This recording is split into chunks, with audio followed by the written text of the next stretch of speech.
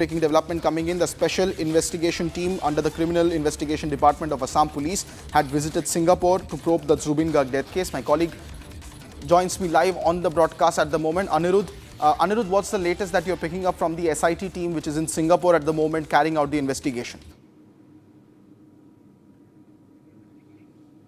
Yes, the SIT is in Singapore headed by the chief of SIT himself, MP Gupta, special DGP of Assam Police, and also the head of the CID department. And today morning, the SIT has informed Republic TV that the meeting for which they went to Singapore, as far as the investigation related to Zubin Garg's death probe is concerned, in Singapore also they have registered a separate case and the matter is being investigated there. So the Assam Police and the Singapore Police Force got together, and we are getting to know that they had a very fruitful meeting. And in fact, apart from the fruitful meeting that the SIT had with the Singapore Police Force, the SIT has also improved that all the aspects of investigation right, which they were supposed to carry out. Zubin Garg case. Sorry to interject, but more breaking news updates are coming in. Zabihullah Mujahid, the spokesperson of Ume-Arat-e-Lami, Afghanistan, has said that American representatives have contacted Afghanistan during the war with Pakistan. That's the big breaking news development coming in now, that the Americans are now also getting involved in the conflict. That's the big breaking news break that we are getting. Zabihullah Mujahid, who is the spokesperson of Ume-Arat-e-Lami, Afghanistan, has said that American representatives now are contacting Afghans during the war with Pakistan. He also said that in an interview that he had received some messages from American representatives during the war which aimed to try to reach a ceasefire and end the fighting. Now, Mujahid also added that the war did not last long enough to require mediation by major powers like the United States. According to him, now the efforts of Qatar and some other countries paved the way for a ceasefire situation and an end of the conflict between Afghanistan and Pakistan. He further thanked all the countries that expressed sympathy and cooperation with Afghanistan during the war. So that's the big breaking news development coming in. No secrets there. Gursimran joining me live on the broadcast that Pakistan once again ran to the Americans and Americans attempted, Gursimran, to contact the Afghans for a ceasefire. But until then, Qatar and other nations had already mediated. What does this tell us about the evolving situation between Afghanistan and Pakistan? See, it was very clear from the very first day that when negotiations started that there will be a U.S. role, and yes, it was very clear that Pakistan ran to the United States to seek their help, to their intervention, so that the hostilities along the Durand line can be contained. And now Zabihullah Mujahid, the spokesperson for the Afghan government, has said that it was the Afghan representative that contacted him, that spoke to the Afghanistan government during the war. He said that since the war was not long-lasting, there was no need that the U.S. needs to be involved, because the Qatar and Turkey and Saudi Arabia, they have played important role in the ceasefire and to end the conflict. So we're very clear that the U.S. that has been acting as one of the plea hearers for the Pakistan was once again reached upon by Pakistan, because Pakistan was suffering a lot when it comes to the Durand line hostilities, and there many of the vital posts were also captured by the Afghan Taliban. So now the situation for the Pakistan was like they needed any friend, and then they ran to United States, which contacted the Afghanistan side, but Afghan, they actually went by the side of Qatar, Turkey and Saudi Arabia, and then reached upon a permanent ceasefire, at least for the time being. Gursimran, do tell us also about the evolving situation between Afghanistan and Pakistan now that US mediation talks were also being attempted at that point of time. In the last 24 hours, we have seen significant escalation by the TTP in Pakistan, beg your pardon, and at the same time the situation continues to remain tense. What are you picking up from your Afghan sources? See, the internal situation, we have seen 10 attacks have been carried out in the last 24 hours. If we take this to 48 hours, it's 22 attacks that have been carried out by Tehrik-e-Taliban Pakistan, and this also includes taking hostage the Punjab cops there and also taking their weapons. So this is very clear that TTP is not coming to an end. And when it comes to the border hostilities between Pakistan and Afghanistan, they have, for the time being, these hostilities have come to a cessation. But yes, the next meeting that is going to take place on 25th of October will decide the fate. All right.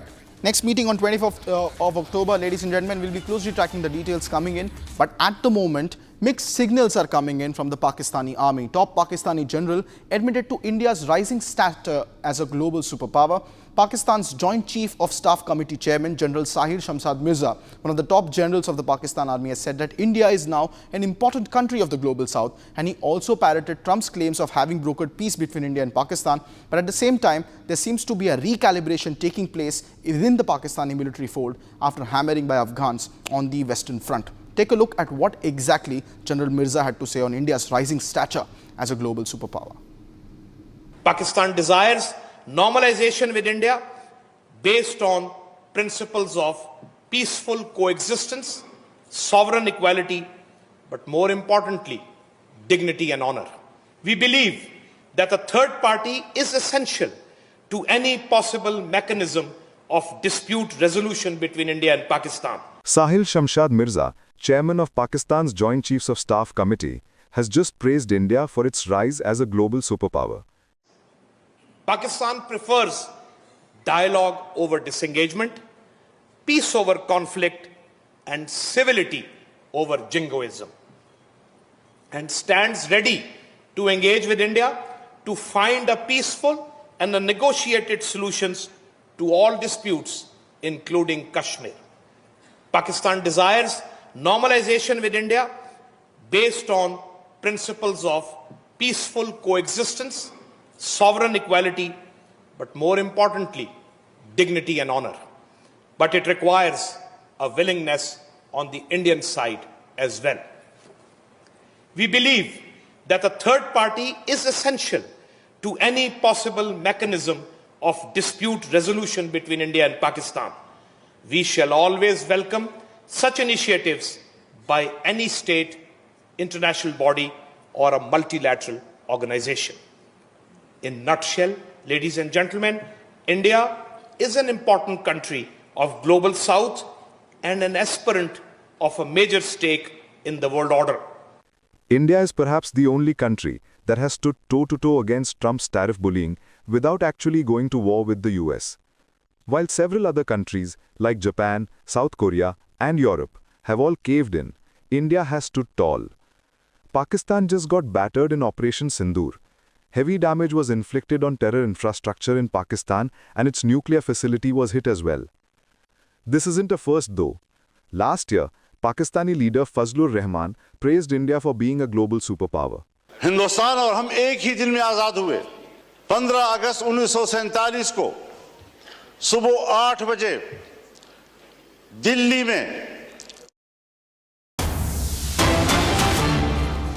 Alright, ladies and gentlemen, big major development coming in from the state of Odisha, where senior advocate and BJD leader Pithibas Panda murder case has now moved ahead with the arrest. The Behrampur police today arrested former MLA and Ganjam president Vikram Panda for his suspected involvement in the case. According to the sources, 3 more persons were arrested in connection with the case.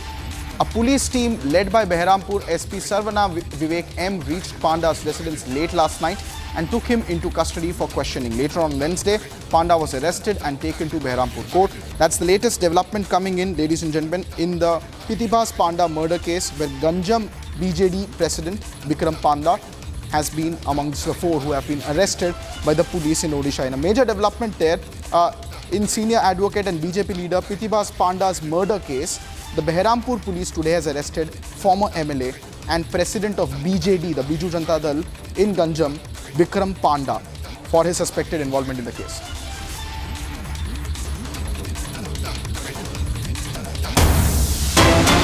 Back-to-back breaking inputs coming in, ladies and gentlemen. As per reports, 1 Ulfa cadre has been killed. 1 to 4 Ulfa cadre members have been killed in a gun battle with Assam Rifles in Arunachal Pradesh. 1 Ulfa independent cadre was killed in a fierce gunfight battle with Assam Rifles personnel late last night at Namsai in Arunachal Pradesh. Now, according to officials, the encounter took place at 6 Mile area under the Namsai police station in Namsai district. Now, Assam Rifles had earlier received specific inputs about the presence of 6 to 7 Ulfa I cadres in 6 Mile Lekang Khamti district, based on which the search operation was launched. And now sources say that the group of Ulfa 1 cadres that belong to the same faction that had recently carried out the attack on the army COB in Kakopathar area of Tinsukai district in eastern Assam. As the Assam Rifles team approached the location, the Ulfa cadre opened fire, prompting the security personnel to retaliate. Now, in the ensuing exchange of fire, one Ulfa cadre was killed while the other had managed to escape. A massive search operation is currently underway in the area with the help of helicopter, drones and tracker dogs.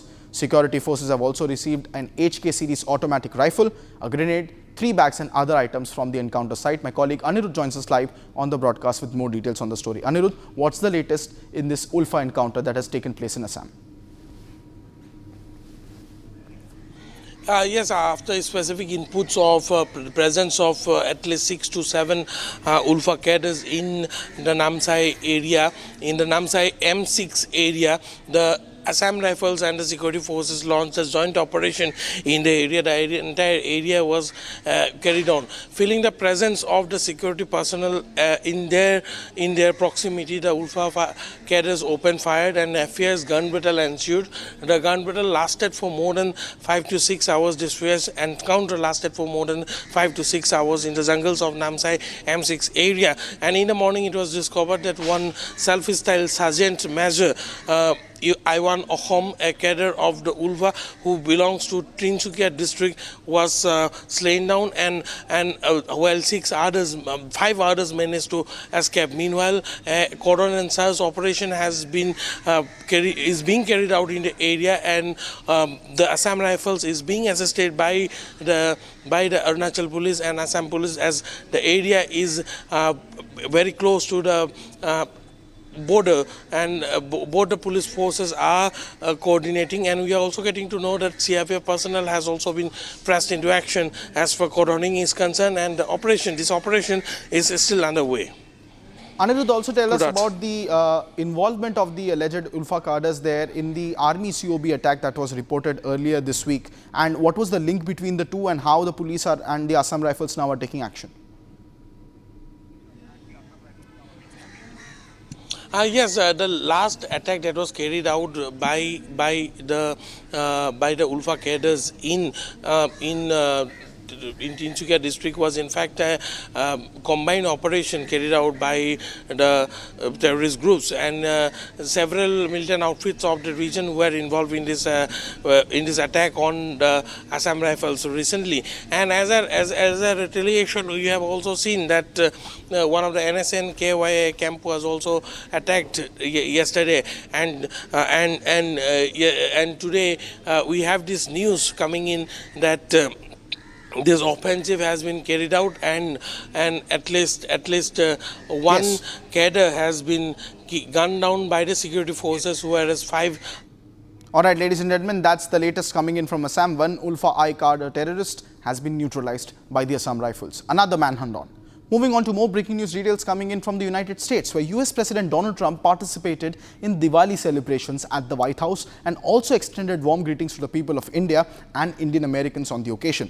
Just before the ceremony, however, Trump also spoke with Indian Prime Minister Narendra Modi and focused primarily on trade issues. Take a look at this report on what exactly happened during the Diwali festivities in the Oval Office. US President Donald Trump lit lamps at the White House to mark the festival of Diwali, celebrating the occasion with Indian American members of his administration.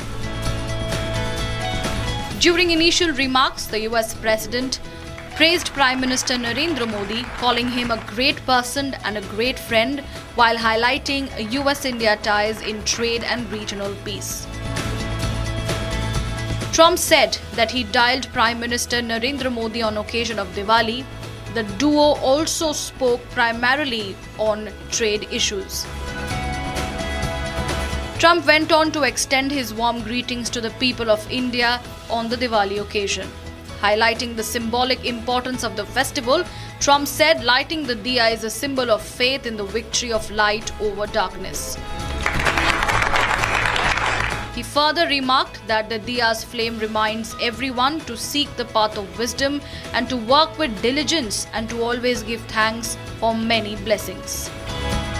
In a few moments, we'll light the diya as a symbol of faith in the victory of light over darkness. It's a beautiful term, light over darkness. That's what it's all about. It's knowledge over ignorance and good over evil.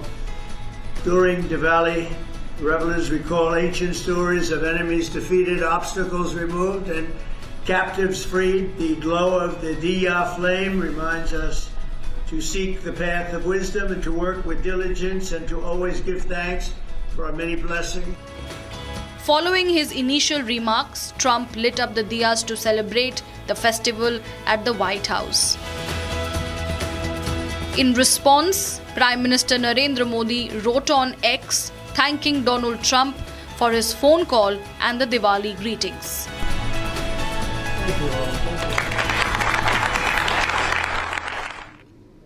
Well, those are the top headlines that we were tracking for you at 1 p.m. Bulletin this afternoon. Do not go anywhere. It's time for a very short break because when we come back, more breaking news details coming in from the state of Bihar.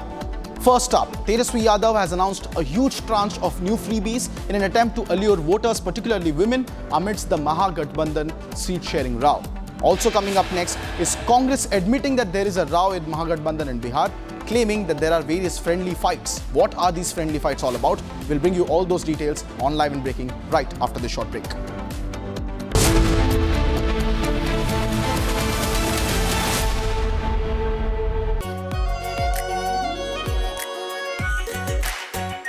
Our pure Shahi Paneer Masala. Delicious, healthy, every day. इसको घर पे लगाओगे तो शादी का तो पता नहीं, पर घर पक्का नहीं टूटेगा। रुंगटा नहीं तो घर स्ट्रॉन्ग नहीं। रुंगटा स्टील TMT बार एकदम सॉलिड। पहाड़ों में एक हाइकिंग स्टिक भी बन सकती है। ये है सीक्रेट रेसिपी MDH का जीरा सिप जल जीरा मसाला।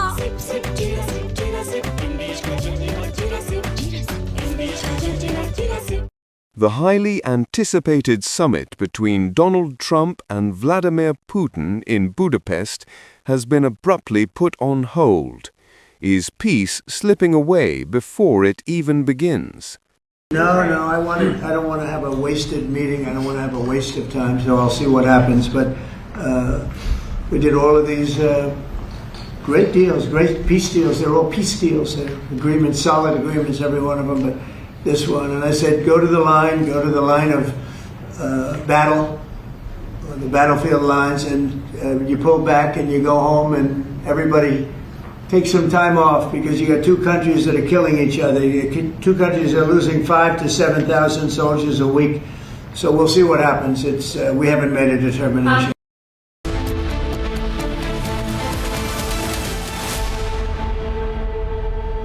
Amity has been ranked India's #1 not-for-profit private university for 11th year, with top 10 ranked institutions in management, engineering, biotech, law, masscom, telecom, hospitality, fashion and more.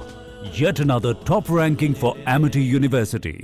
थोड़े में ज़्यादा स्वाद ये तो है इसकी खास बात। वाओ मामा क्या स्वाद है? अरे मेरे राजा। सबका राजा और pure masala.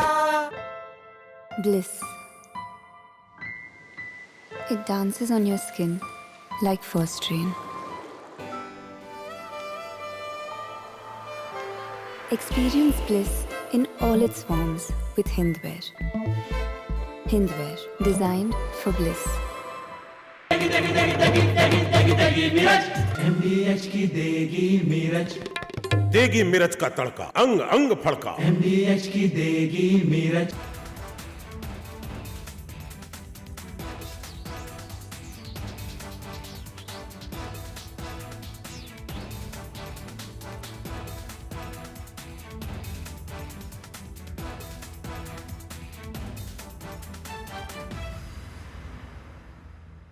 Pakistan desires normalization with India based on principles of peaceful coexistence, sovereign equality, but more importantly, dignity and honor.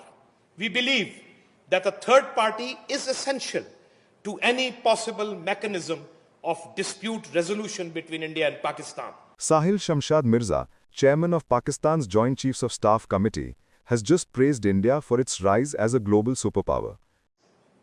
Pakistan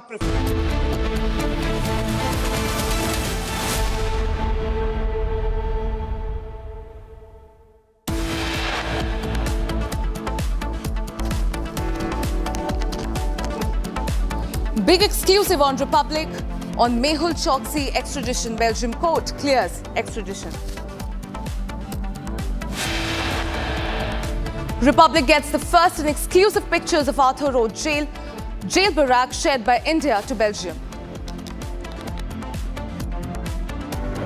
जितनी जीविका सीएम दीदियां हैं यानी कम्युनिटी मोबिलाइजर्स हैं, उन सभी सीएम दीदियों को स्थायी कर उन्हें सरकारी कर्मचारी का दर्जा देकर उनके वेतन को 30,000 प्रति माह हम लोग करेंगे।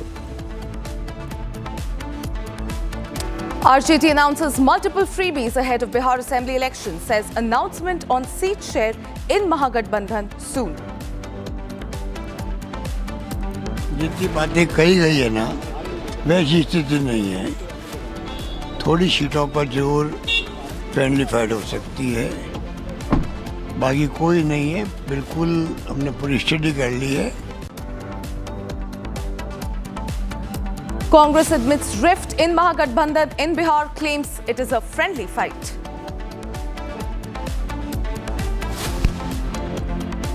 Republic finds technical snag in Mumbai to New York flight. Traffic collision avoidance system fails mid-air.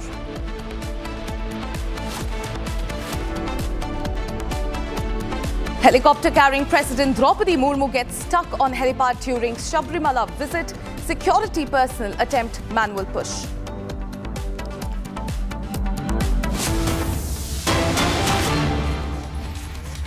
We are getting a breaking news, ladies and gentlemen. 5 decades after they went underground, Thuingaleng Muiwa, General Secretary of the Isak Muiwa faction of the National Socialist Council of Nagaland, has returned to Manipur. It's a landmark moment, ladies and gentlemen, and this is the big breaking news that we are getting in. Celebrations are underway at Somdal to welcome Muiwa. On your screens are the visual. 91-year-old rebel Muiwa returns to Somdal, Manipur. This is indeed a landmark moment. He is marking his return to his hometown after 50 years. His visit has drawn a significant attention in the region, with locals gathering to welcome the rebel leader. In fact, 91-year-old Muiwa has played a pivotal role in the Naga autonomy movement. He will be visiting his native village of Somdal on Wednesday, nearly 50 years after he joined the Naga movement in the mid-1960s. Muiwa is in fact one of the founding leaders of the NSCN, a Naga rebel group that was formed on January 31st, 1980.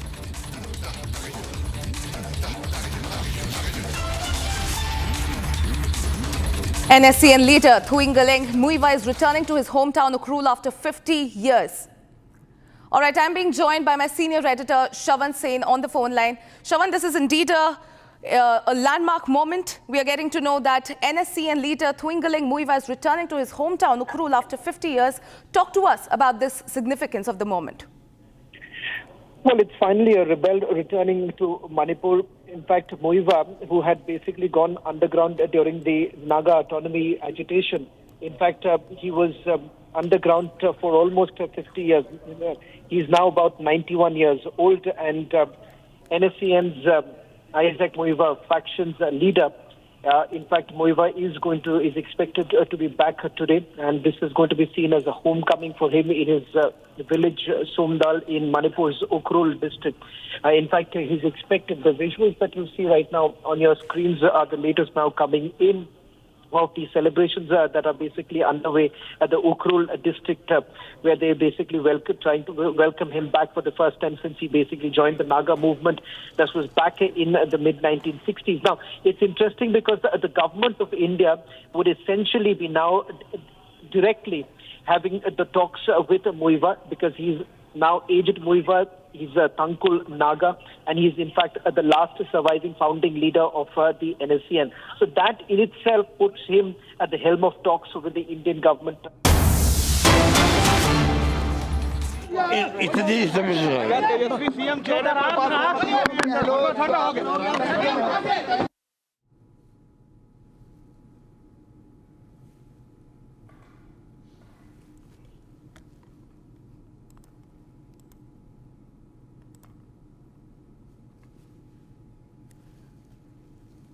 All right, on your screens are the visuals of Gehlot speaking to the media after meeting Tejashwi Yadav.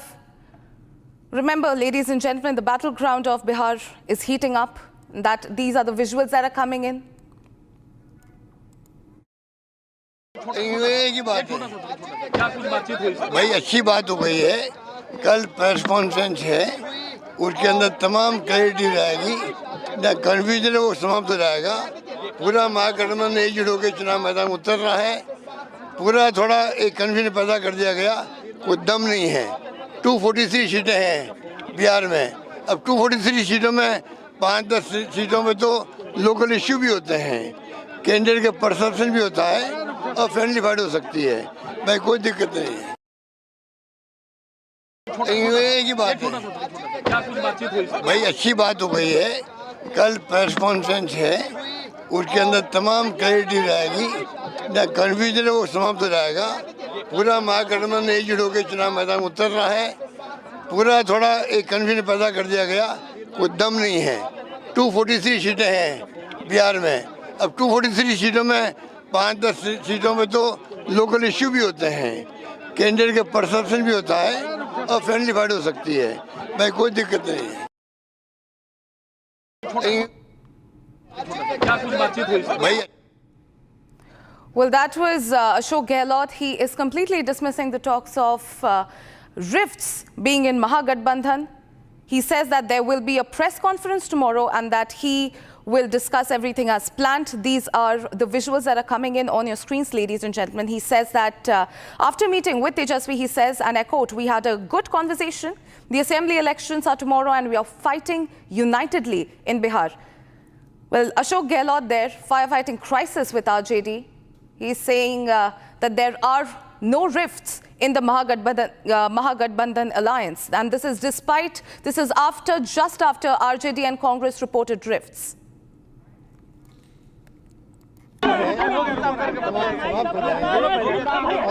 मजबूती के साथ NDA के मुकाबला करेंगे,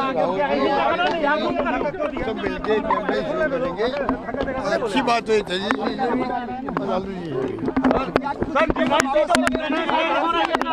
सारी बातें कल clear हो जाएगी आपके सामने। और 243 सीटें यहाँ पर है। 243 सीटों में 5-7 सीटों में तो थोड़ा कंफ्यूजन हो जाता है, केवल फ्रेंडली फाइट भी होती है। उसमें कोई ज़्यादा इसको आपको बहुत सीरियस लेना नहीं चाहिए।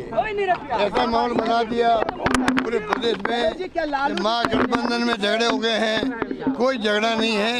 सब मिलके ही कैंपेन करेंगे और सब मिलके ही काम करेंगे और जीत के आएंगे। ये माहौल बना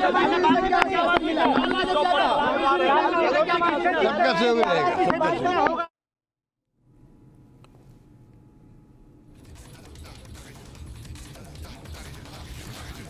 Well, that was Ashok Gehlot dismissing the talks of any infighting within the Mahagathbandhan. He says that there were minor disputes, but they were resolved and that they will be campaigning together. He's making promises such as we are going to win this fight.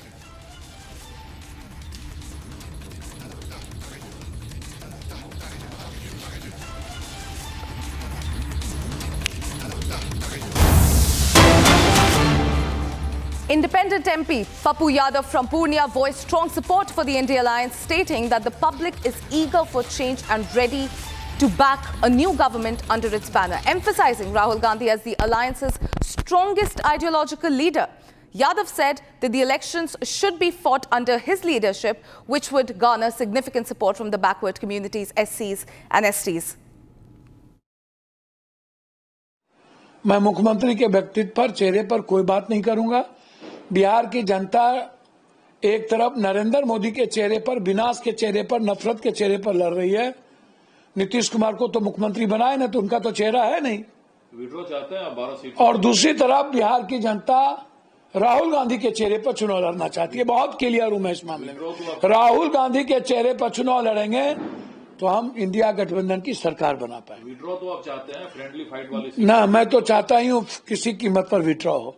सारे कांग्रेस के सीटों पर friendly fight हुई है। हम सबसे पहला चाहेंगे कि हर कीमत पर यदि विड्रॉ हो तो मंटा सिंह के चेहरे सीट पर विड्रॉ हो, नवादा कालगांव हो हर कीमत पर, वैशाली हो, शाश्वत के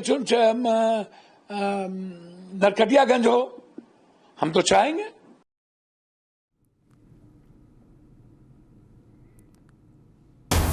All right, another huge breaking news coming in, ladies and gentlemen. We have accessed some exclusive details of how Mehul Choksi faked Antiguan kidnapping. It has been accessed. The Belgium court order has busted Choksi's kidnapping lie. They have said that no evidence to support the kidnapping theory is what is being observed by the Belgium court. In fact, the court has also indicated that Choksi may have faked kidnapping in Antigua. Court has ruled out political motives in Choksi's extradition case. So this is a massive twist in the whole Mehul Choksi saga. These are exclusive details that we have accessed. We have accessed Belgium court's order that has busted Mehul Choksi's kidnapping lie. The top court has in fact ripped apart the fugitive diamond heir's claim of being kidnapped from Antigua, calling his entire version unsubstantiated.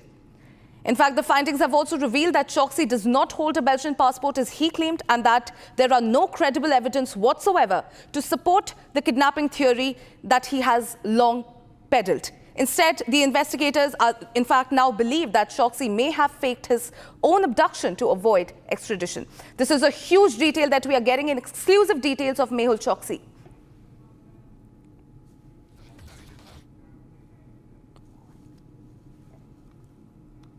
All right, let's cut straight across to my colleague Shambhavi, who is joining me live on this bulletin. Shambhavi, we are accessing exclusive details of Belgium court order. Belgium court has in fact busted Choksi's kidnapping lie. They have in fact very categorically stated that Mehul Choksi faked Antiguan kidnapping. Tell us more about this.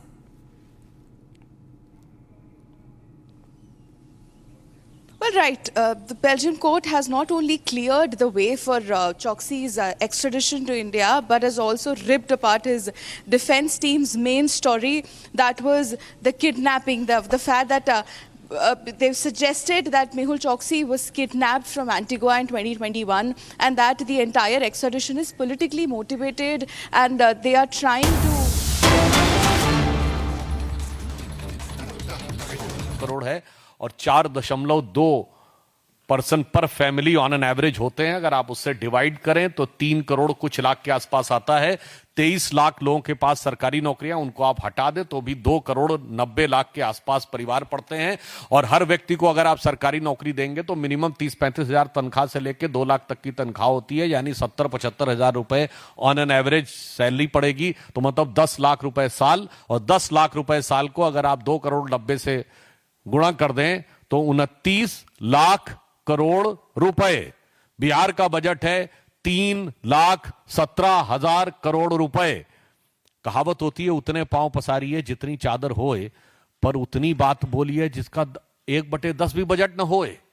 ये अगर करके दिखाया है तो तेजस्वी जी ने, और यहां पर यह भी समझ में आता है कि यदि पर्याप्त और उचित शिक्षा न हो तो नेता किस प्रकार की बात करने का प्रयास करता। और आज उन्होंने एक और काम किया। देखिए, बहुत साफ दिखाई पड़ता है जहां तक एनडीए और भारतीय जनता पार्टी का प्रश्न है, महिलाओं के सशक्तिकरण, आर्थिक सशक्तिकरण, जो हमने 75 लाख महिलाओं को 10,000 रुपए देने का कार्य किया, वो सिर्फ घोषणा नहीं की, कार्य किया है। और बिहार में इससे पहले के दौर में भी श्री नीतीश कुमार जी के आने के बाद महिलाओं के और लड़कियों की शिक्षा के विकास से लेकर हमारी जब सरकार आई तब महिलाओं में शिक्षा दर बिहार में 33% थी, अब 74% है। अगर आप देखें तो कॉलेज यूनिवर्सिटी से लेके सरकारी पदों में भी 33% आरक्षण के साथ साथ पंचायतों में आरक्षण सुनिश्चित किया गया। महिला पुलिस बल बना है और सुकन्या योजना बहुत पहले से बिहार में चल रही थी। प्रधानमंत्री श्री नरेंद्र मोदी जी की सरकार आने के बाद अगर आप देखें तो बेटी बचाओ बेटी पढ़ाओ से लेके, चाहे हर घर शौचालय की योजना से लेके, मुद्रा योजना और स्टार्टअप से लेके वर्तमान समय में लखपति दीदी और ड्रोन दीदी तक, ये हमारा 10 साल का एक व्यवस्थित सोच है। और ये कोई चुनावी प्रक्रिया में होने वाला नी जर्क रिएक्शन नहीं है तेजस्वी जी, जो आप खिसियाहट, बौखलाहट में, जिसे सामान्य शब्दों में कहते हैं खप्तुल हवास होकर बयान देने का प्रयास कर रहे हैं। और मैं इससे पहले भी याद दिलाना चाहता हूं, जब केंद्र में हमारी सरकार नहीं थी तो हमारी गुजरात की सरकार, मध्य प्रदेश की सरकार और राजस्थान की सरकारों ने, छत्तीसगढ़ की सरकारों ने जो महिलाओं के कल्याण की योजनाएं की, आपको याद हो मध्य प्रदेश में शिवराज सिंह चौहान जी का नाम मामू तभी पड़ा था जब लाडली लक्ष्मी योजना आई थी, तब तो केंद्र में कांग्रेस की सरकार हुआ करती थी। अर्थात महिला उत्थान के लिए एनडीए की सोच प्रधानमंत्री श्री नरेंद्र मोदी जी के नेतृत्व में और बिहार में नीतीश कुमार जी के नेतृत्व में एक व्यवस्थित, व्यवहारिक और निरंतर सोच है। It is a methodical, consistent and pragmatic approach. जबकि उनकी तरफ से मैं सिर्फ यह कहना चाहूंगा, कई बार जो राजद के लोग बोलते हैं उनके मन का मनोभाव समझने का प्रयास करना चाहिए। आपने देखा जब तेजस्वी जी ने कहा था 10 लाख नौकरी देंगे, 20 लाख नौकरी देंगे, तो अंतर्निहित मनोभाव शायद जनता नहीं समझ पाई थी, अब समझ गई। उनका मनोभाव यह था 10 लाख में नौकरी देंगे, वो में शब्द छुपा ले गए थे। 20 लाख में नौकरी देंगे और नहीं होगा 10-20 लाख तो जमीन ले लेंगे। अब आपने देखा अगर उन्होंने कहा कि हर घर को नौकरी देंगे, आप समझ नहीं पा रहे हैं। इसका अर्थ हो गया जिस घर में सरकारी नौकरी लेनी होगी, जमीन तो पहले ली जा चुकी है, अब घर बार भी बेच देना पड़ेगा। मतलब भाव ये हो गया सरकारी नौकरी के बदले में घर ले लेंगे, अभी तक तो जमीन ली थी। और जहां तक वो महिलाओं की बात कर रहे हैं, मुझे लगता है राजद का कोई व्यक्ति यदि ये बोले, लालू प्रसाद यादव जी के शासनकाल में आजीविका तो छोड़िए, जान और सम्मान पे महिलाओं के जितने बड़े खतरे रहते थे, वो मुझे लगता है आज भी बिहार भूला नहीं है। जो लोग भी 30 वर्ष या उससे अधिक आयु के होंगे, यानी 20 साल पहले की जिनको मेमोरी होगी, उनके दिमाग में बहुत स्पष्ट रूप से होगा। बहुत साफ बात है, जो लोग आज तक अपने शासनकाल में, देखिए राहुल जी की पार्टी का शासन 50 साल रहा भारत पे निरंतर, और उसमें तकरीबन 40-45 साल उनके परिवार का शासन रहा, और तेजस्वी जी के तो माई और बाप का शासन रहा। उसके बाद जो न कर पाए, आज यदि आप यह सब्ज बाग दिखाने का प्रयास करते हैं, तो मुझे हिंदी की वो कहावत याद आती है कि बाप न मारी मेढकी बिटवा तीरंदाज। यानी जिस जमाने में खुद स्वयं नहीं कर पाए थे, आपकी पार्टी नहीं, आपके परिवार का शासन था। और मैं अंत में कहना चाहूंगा, तेजस्वी जी बिहार की जनता के साथ मजाक करना बंद करिए। आपका गठबंधन और गठबंधन की सियासत अपने आप में मजाक बन चुकी है। बिहार बहुत प्रबुद्ध, राजनीतिक दृष्टि से बहुत जागरूक लोगों का प्रदेश है। यह भगवान बुद्ध का प्रदेश है, इसे बुद्धू बनाने का प्रयास मत करिए। कोई भी व्यक्ति सहज भाव से समझ सकता है कि आप सिर्फ मजाक ही नहीं, क्रूर मजाक कर रहे हैं, क्योंकि जो चीज ना आपके मन में है ना आपके कर्म में है, उसे वचन में देके धोखा देने का प्रयास नहीं हो सकता। और बिहार की प्रबुद्ध जनता ऐसे सारे लोगों का भ्रम उसी प्रकार चकनाचूर और बिखरता नजर आएगा जैसे महागठबंधन की हसरतों का नजारा बिखरता हुआ नजर आ रहा है। तो अंत में मैं सिर्फ पुनः एक बात कहूंगा कि तेजस्वी जी और इंडी गठबंधन, महागठबंधन के लोगों से बिहार की प्रबुद्ध जनता और भगवान बुद्ध के प्रदेश बिहार को बुद्धू बनाने या बुद्धू समझने का प्रयास न करिए। और जो कुछ आपके गठबंधन में हो रहा है, उसके लिए यह पंक्ति कहना चाहूंगा कि इस गठबंधन का तो कोई सिला ही नहीं, कौन किससे मिला है यह पता ही नहीं। इस गठबंधन का तो कोई सिला ही नहीं, कौन किससे मिला है यह पता ही नहीं, और लाख चेहरे बदल के आ जाते हैं ये, पर आईना कमबख्त झूठ बोलता ही नहीं। धन्यवाद।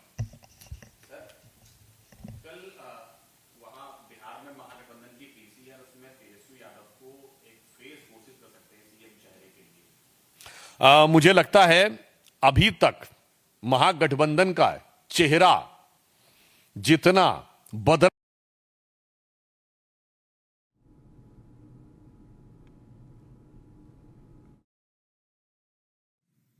कि तेजस्वी जी और इंडी गठबंधन, महागठबंधन के लोगों से बिहार की प्रबुद्ध जनता और भगवान बुद्ध के प्रदेश बिहार को बुद्धू बनाने या बुद्धू समझने का प्रयास न करिए। जैसे होता ना कि ढकने का प्रयास करें, तो सिर्फ एक ही पंक्ति कहूंगा कि अब जो स्थिति हो चुकी है कि बिगड़ी बात बने नहीं, लाख करो किन कोय, रहीमन बिगड़े दूध को मथे न माखन होए।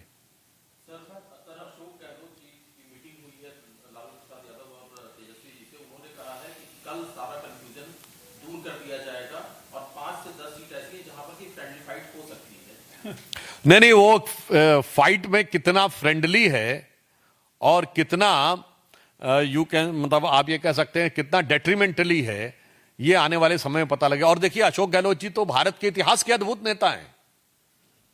आप याद करिए, जब खड़गे जी अध्यक्ष बने तो उससे पहले नाम चल रहा था अशोक गहलोत जी अध्यक्ष बन सकते हैं, मगर वो कुर्सी छोड़ने को तैयार नहीं हुए थे।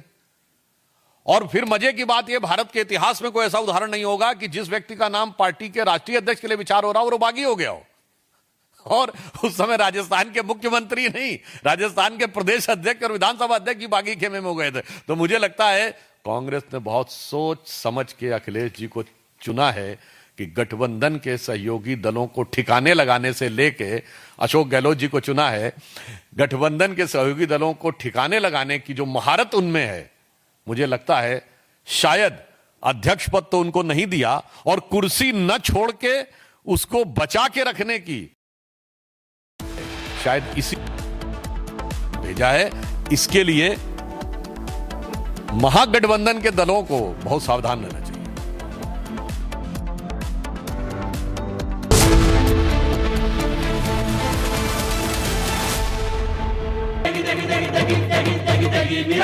MDH की देगी मिर्च, देगी मिर्च का तड़का, अंग अंग फड़का। MDH की देगी मिर्च। केसरिया से मन जोगी हुआ रे, दिल झूमे देखो मतवारा हुआ रे। केसरिया से मन जोगी हुआ। हर पल मनाओ केसरी त्योहार। विमल, बोलो जुबान केसरी। थोड़े में ज्यादा स्वाद, यही तो है इसकी खास बात। वाओ मामा, क्या स्वाद है। अरे मेरे राजा,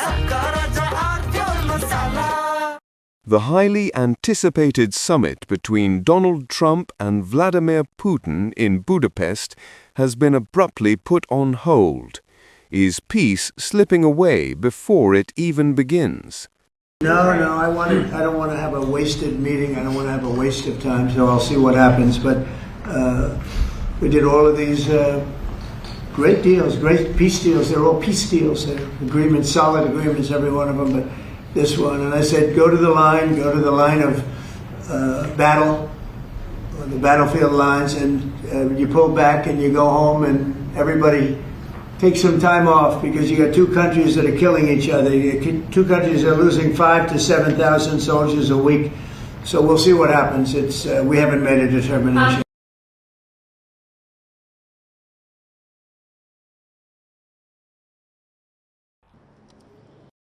Sources point to the White House encounter between Trump and Volodymyr Zelensky. Their October 17th meeting devolved into heated exchanges, with Trump reportedly pushing Zelensky to accept Russian terms or risk total defeat. Trump even doubled down, refusing long-range Tomahawk missiles, a lifeline Ukraine had been desperately demanding. He even expressed doubt on Kyiv's chances of victory. They could still win it. I don't think they will, but they could still win it. I never said they would win it. I said they could win. Anything can happen. You know, war is a very strange thing. A lot of bad things happen, a lot of good things happen. If you look at the Middle East, I would say prior to us hitting Iran so hard, we could have never made that deal, because you would have had a dark cloud over the Middle East.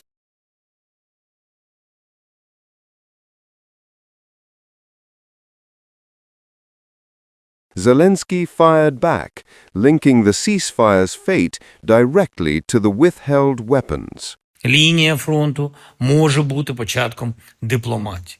Натомість Росія знову робить все, щоб зіскочити з дипломатії. І як...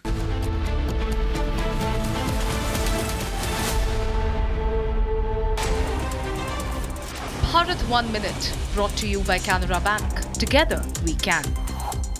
All right, tracking some other stories across the country in Bharat in 1 minute. Waterlogging witnessed in Thuttukudi of Tamil Nadu due to continuous heavy rainfall in the city and its suburban areas. Meanwhile, schools have been shut across several districts due to the heavy downpour and the alerts that have been issued by the authorities.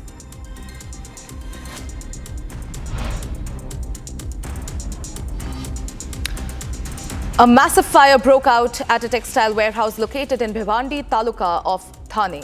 The blaze was caused by a cylinder explosion. One employee was injured and admitted to a private hospital for treatment, while goods worth lakhs were destroyed. A portion of the helipad tarmac sank after a chopper carrying President Draupadi Murmu landed at Pramadam Stadium. Police and fire department personnel deployed at the spot physically pushed the helicopter out of the sunken spot. Union Minister Piyush Goyal held a series of productive meetings in Delhi with Vice President of the International Electrotechnical Commission and German business leaders.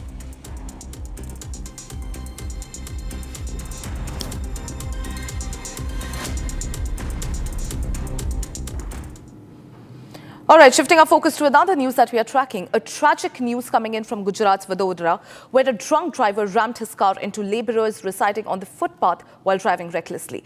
In this, a 4-year-old died on the spot when the wheels of the car rolled over him, while 4 others were injured. Here's a quick report into that. Take a look.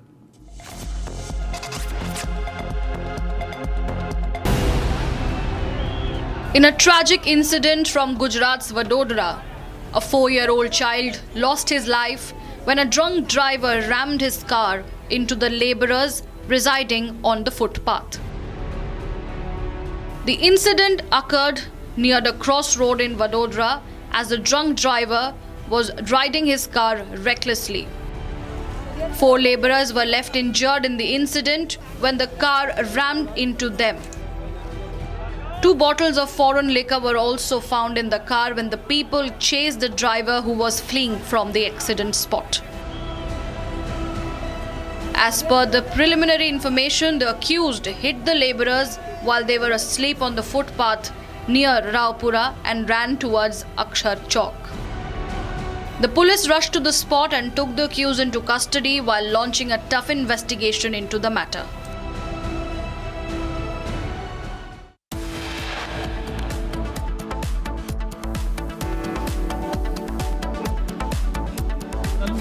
समाज के सभी वर्गों में घमासान करके आगे बढ़ना चाहते हैं। आप लालू प्रसाद यादव जी का एक पुराना डायलॉग याद करिए। ये तो वो पार्टी है जिसके वर्तमान राष्ट्रीय अध्यक्ष जो चुनाव लड़ने से महरूम है अदालती आदेश से, उनका एक प्रसिद्ध डायलॉग हुआ करता था, don't cast your vote, vote your cast.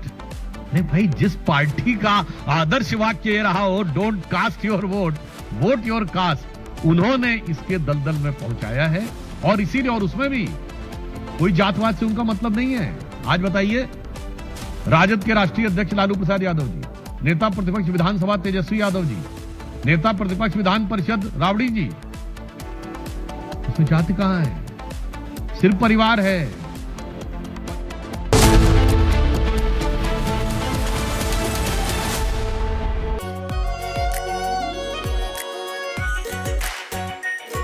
Pure shahi paneer masala, delicious, healthy every day.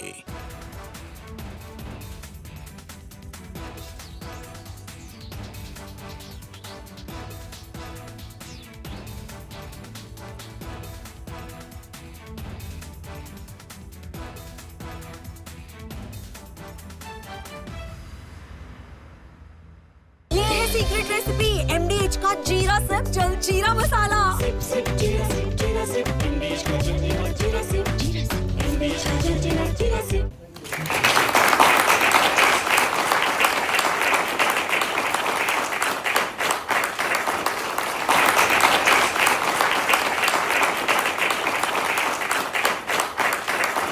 Americans, let me also extend our warmest wishes to the people of India.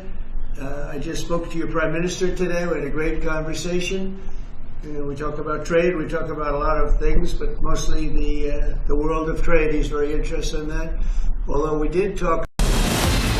from Asia's largest news headquarters.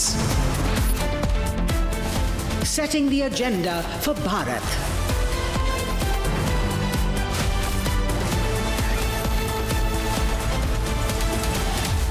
You're watching Republic.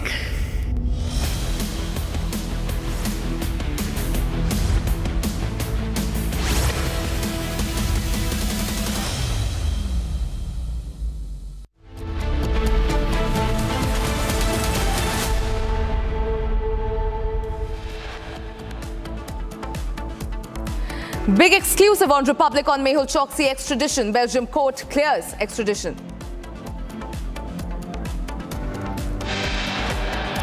Republic gets the first and exclusive pictures of Arthur Road jail barrack shared by India to Belgium.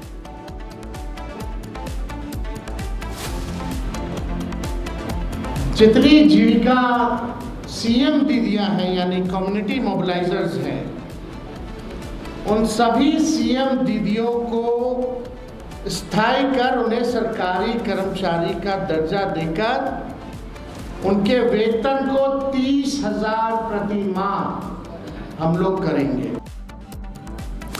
RJD announces multiple freebies ahead of Bihar Assembly elections. Says announcement on seat share in Mahagathbandhan soon. जितनी बातें कही गई है ना, वैसी स्थिति नहीं है।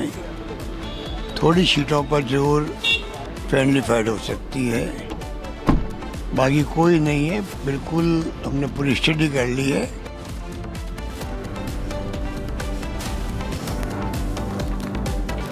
Congress party in firefighting mode with RJD for tackling the crisis. Senior leader earlier called the rift a friendly fight.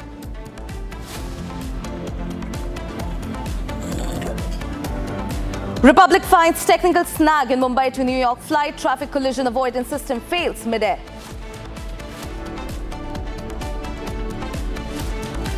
Helicopter carrying President Draupadi Murmu gets stuck on helipad during Sabrimala visit. Security personnel attempt manual push.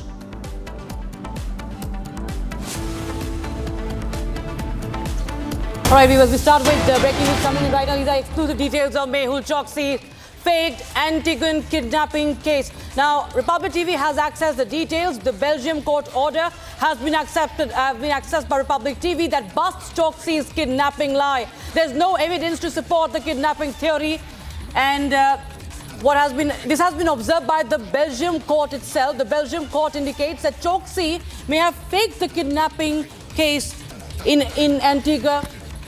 And court rules out political motives in Choksi's extradition case. So judgment, Republic TV has in fact accessed these exclusive details. Court of Appeal came to conclusions deliberating a 6-step assessment. That is exclusive input that Republic TV is getting in on Choksi's failed plot, the kidnapping lie, the kidnapping fakery, the entire theory he created around how he was threatened, how he was under threat. And the court observes that there is no evidence to support kidnapping. And viewers, there you have visuals coming in. This is the main gate of the Arthur prison. And this is the barrack number 12 where there are 2 cells. Mehul Choksi will be kept in one of the cells. Okay, there are more details coming in.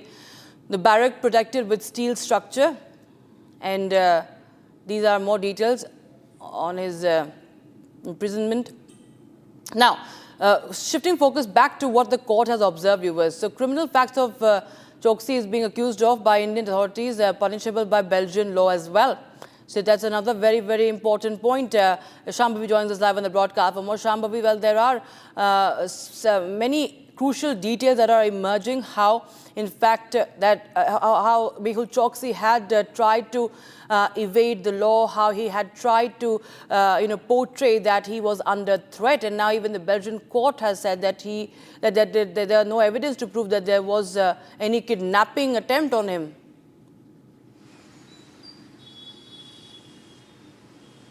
Well, yes, the Belgian court has examined all the available evidence, and as per the available evidence, it has ripped apart the main defense strategy of Mehul Choksi's defense team. That was he was kidnapped from Antigua in 2021, and that his extradition is politically motivated and that is an attempt to treat him unfairly. But the court has found absolutely no reason to believe that. They said that on the basis of the available evidence, this entire kidnapping story seems to be a staged or a fabricated one, and that can be hinting that it was Choksi's attempt of delaying the extradition process or even making sure that it gets cancelled.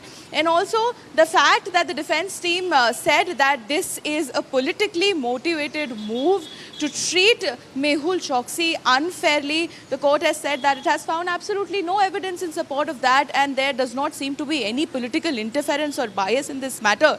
So the Belgium court has cleared the way for Mehul Choksi's extradition, which was even earlier when India appealed for Mehul Choksi's extradition.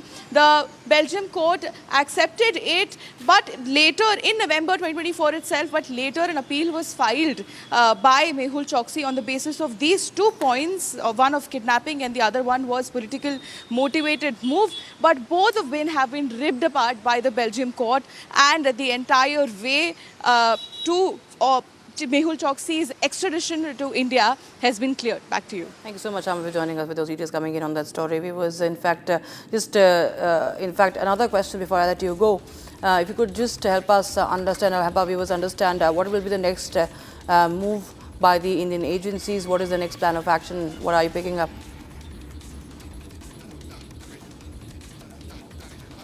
The Belgian court has paved the way clear. It has given Choksi 15 days to appeal to that extradition order. But that it is very important to note that the appeal can only be based on the legality of the matter and not on the facts. So Mehul Choksi can appeal against it on the basis of the legal points and not the facts, because when the order or when the application for extradition was considered by the Belgium court, it considered around 6 points in total to understand if this extradition process was legal, which is the top court, one of the court's main function to make sure that the extradition is legally sound. And out of all this is 6 points, 5 were accepted, 5 were considered legal, and the Belgium court considered the extradition legal on the basis of forgery, fraud, criminal misconduct and criminal conspiracy. There was just one legal point which the Belgium court did not accept, because that is the tampering of evidence, because although it is punishable under Indian law, tampering of evidence is not punishable in the Belgium court. So that was one small legal point that was not accepted by the Belgium court, but overall it was a pretty tight legal case. And now that the Belgium court has given the order of extradition, Mehul Choksi has 15 days to file an appeal on the basis of the legality of the case. Right, just stay on with us, Shambhavi. In fact, we've compiled a report on what the case has been so far. Viewers, let's take a look at this. Mehul Choksi, the fugitive diamond merchant, wanted by Indian agencies since 2018 in the 13,000 crore Punjab National Bank scam. On October 18th, Belgium cleared a major legal roadblock, paving the way for Choksi's extradition to India. The prime accused in India's biggest banking fraud could soon face justice back home. On October 18, Belgium cleared the legal roadblock in extradition of Indian fugitive Mehul Choksi, the prime accused in 13,000 crore PNB fraud case. Just this Monday, on October 20th, when I reached out to Antwerp Court in a written response to Republic, the Advocate General Ken Witpass confirmed that there is nothing stopping Belgium from extraditing Mehul Choksi to India. Earlier this year, on 13th of April, Mehul Choksi was arrested in Belgium, acting on non-bailable warrants issued in 2018 and again in 2021. Indian officials had been tracking Choksi's movements for months. Once located, a formal extradition request was placed, one that now has no legal roadblock in Belgium. Choksi's return would mark another major diplomatic and legal victory for India, coming months after the successful extradition clearance of 2611 terror-accused Tahavur Rana from the United States. A billionaire fugitive soon to be brought back. A government chasing justice and Republic tracking every move. Breaking news coming in, viewers. The Belgium court has cleared the path for the extradition of fugitive businessman Mehul Choksi to India, with the Antwerp Court of Appeal ruling in favor of executing 2 Indian arrest warrants issued against him. And in an exclusive response to Republic TV, the Antwerp Attorney General Ken Witpass detailed a 6-step legal assessment that confirmed the existence of an applicable legal framework between Belgium and India, and stated that the offences Choksi is accused of are punishable under Belgian law as well. So this is, of course, good news for the Indian agencies as well. And the extradition, the road to extradition is becoming even more clearer, one step closer to Mehul Choksi's extradition.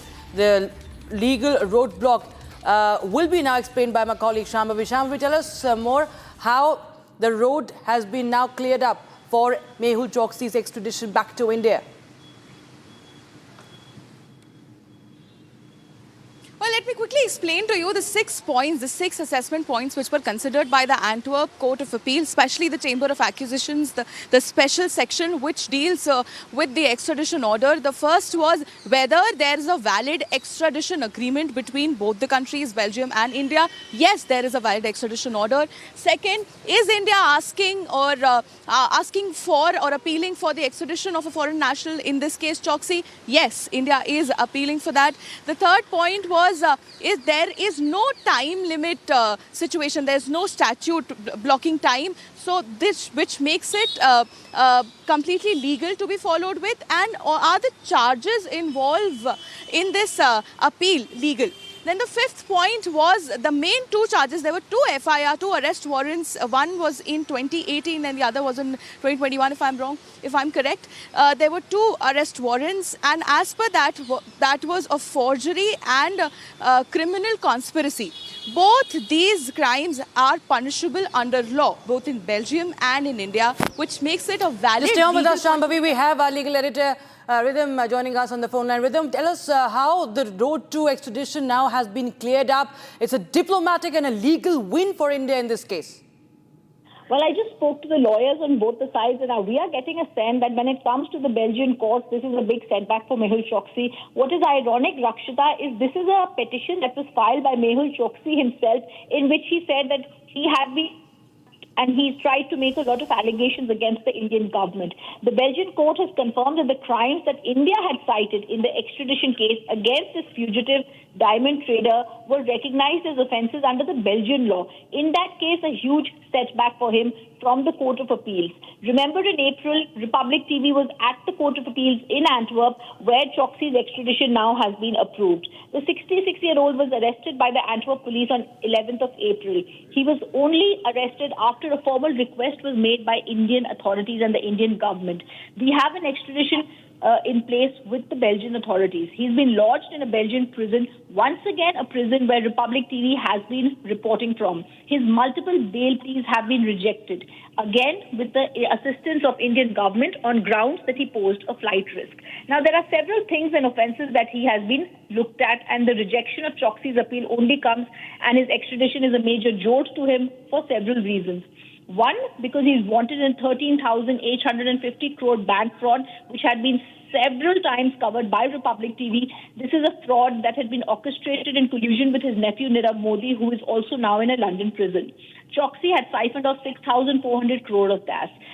We've shown you exclusive pictures today, Rakshita, of the jail that Indian authorities had immediately, swiftly moved and shown pictures of to the Belgian authorities to show how clean, well-ventilated, spacey the prison was, in which Mehul Choksi in barrack number 12 of Arthur Road Jail in Mumbai could be kept. This is clearly in consonance with how India is acting clearly, quickly, fulfilling all the demands of the Belgian court, because these fugitives abroad always try and say that the Indian jails are not fit for staying. Indian government has immediately moved to show the ED, the CBI team, that Indian jails indeed are fit for Choksi to come back to. That's where he's going to be dragged back. India has also been able to make out a watertight case that he was not abducted from Antigua. There is no political persecution, inhuman treatment that he's facing, like he tried to say. The Belgian court, in fact, said there is no evidence to support all these claims that Choksi made. In fact, Choksi also tried to say that they were trying to pose a personal risk to him, and India's judiciary lacked independence. On all these counts, the Belgian court said there is nothing to show that he will not have a fair trial in India. Therefore, Choksi's appeal before the Belgian court has failed. He's going to be quickly dragged back to India. He has 15 days to appeal before the Supreme Court. I spoke to his lawyers, and I am being told that they will try and file an appeal in the Supreme Court in Belgium. Right. If you just quickly could also explain to our viewers how this has been a case that India has been, of course, pursuing for a long time, Rhythm, and what have been the challenges that, in fact, India now finally have conquered, which speaks volumes about India's diplomacy and, of course, India's entire, outreach as far as the legal system is also concerned, the agencies are concerned. In fact, way back when he was first speaking, we were the only channel that Mehul Choksi spoke to. And when I had spoken with him in Antigua, he had tried to say that there was a conspiracy and he was trying to be, picked up at that time. But even then, Rakshita, the Indian government was very strong. There were attempts being made to bring him back. He had tried to say he was being honey-trapped. A lot happened in the courts. We were the first channel to get the pictures of him in Antigua, and even when he was taken to other cases. I remember the Indian government was also taking the assistance of top lawyer Hari Salve, and we also spoke to Mr. Salve, who had told us the Indian government with its might had tried to get Choksi back even back then.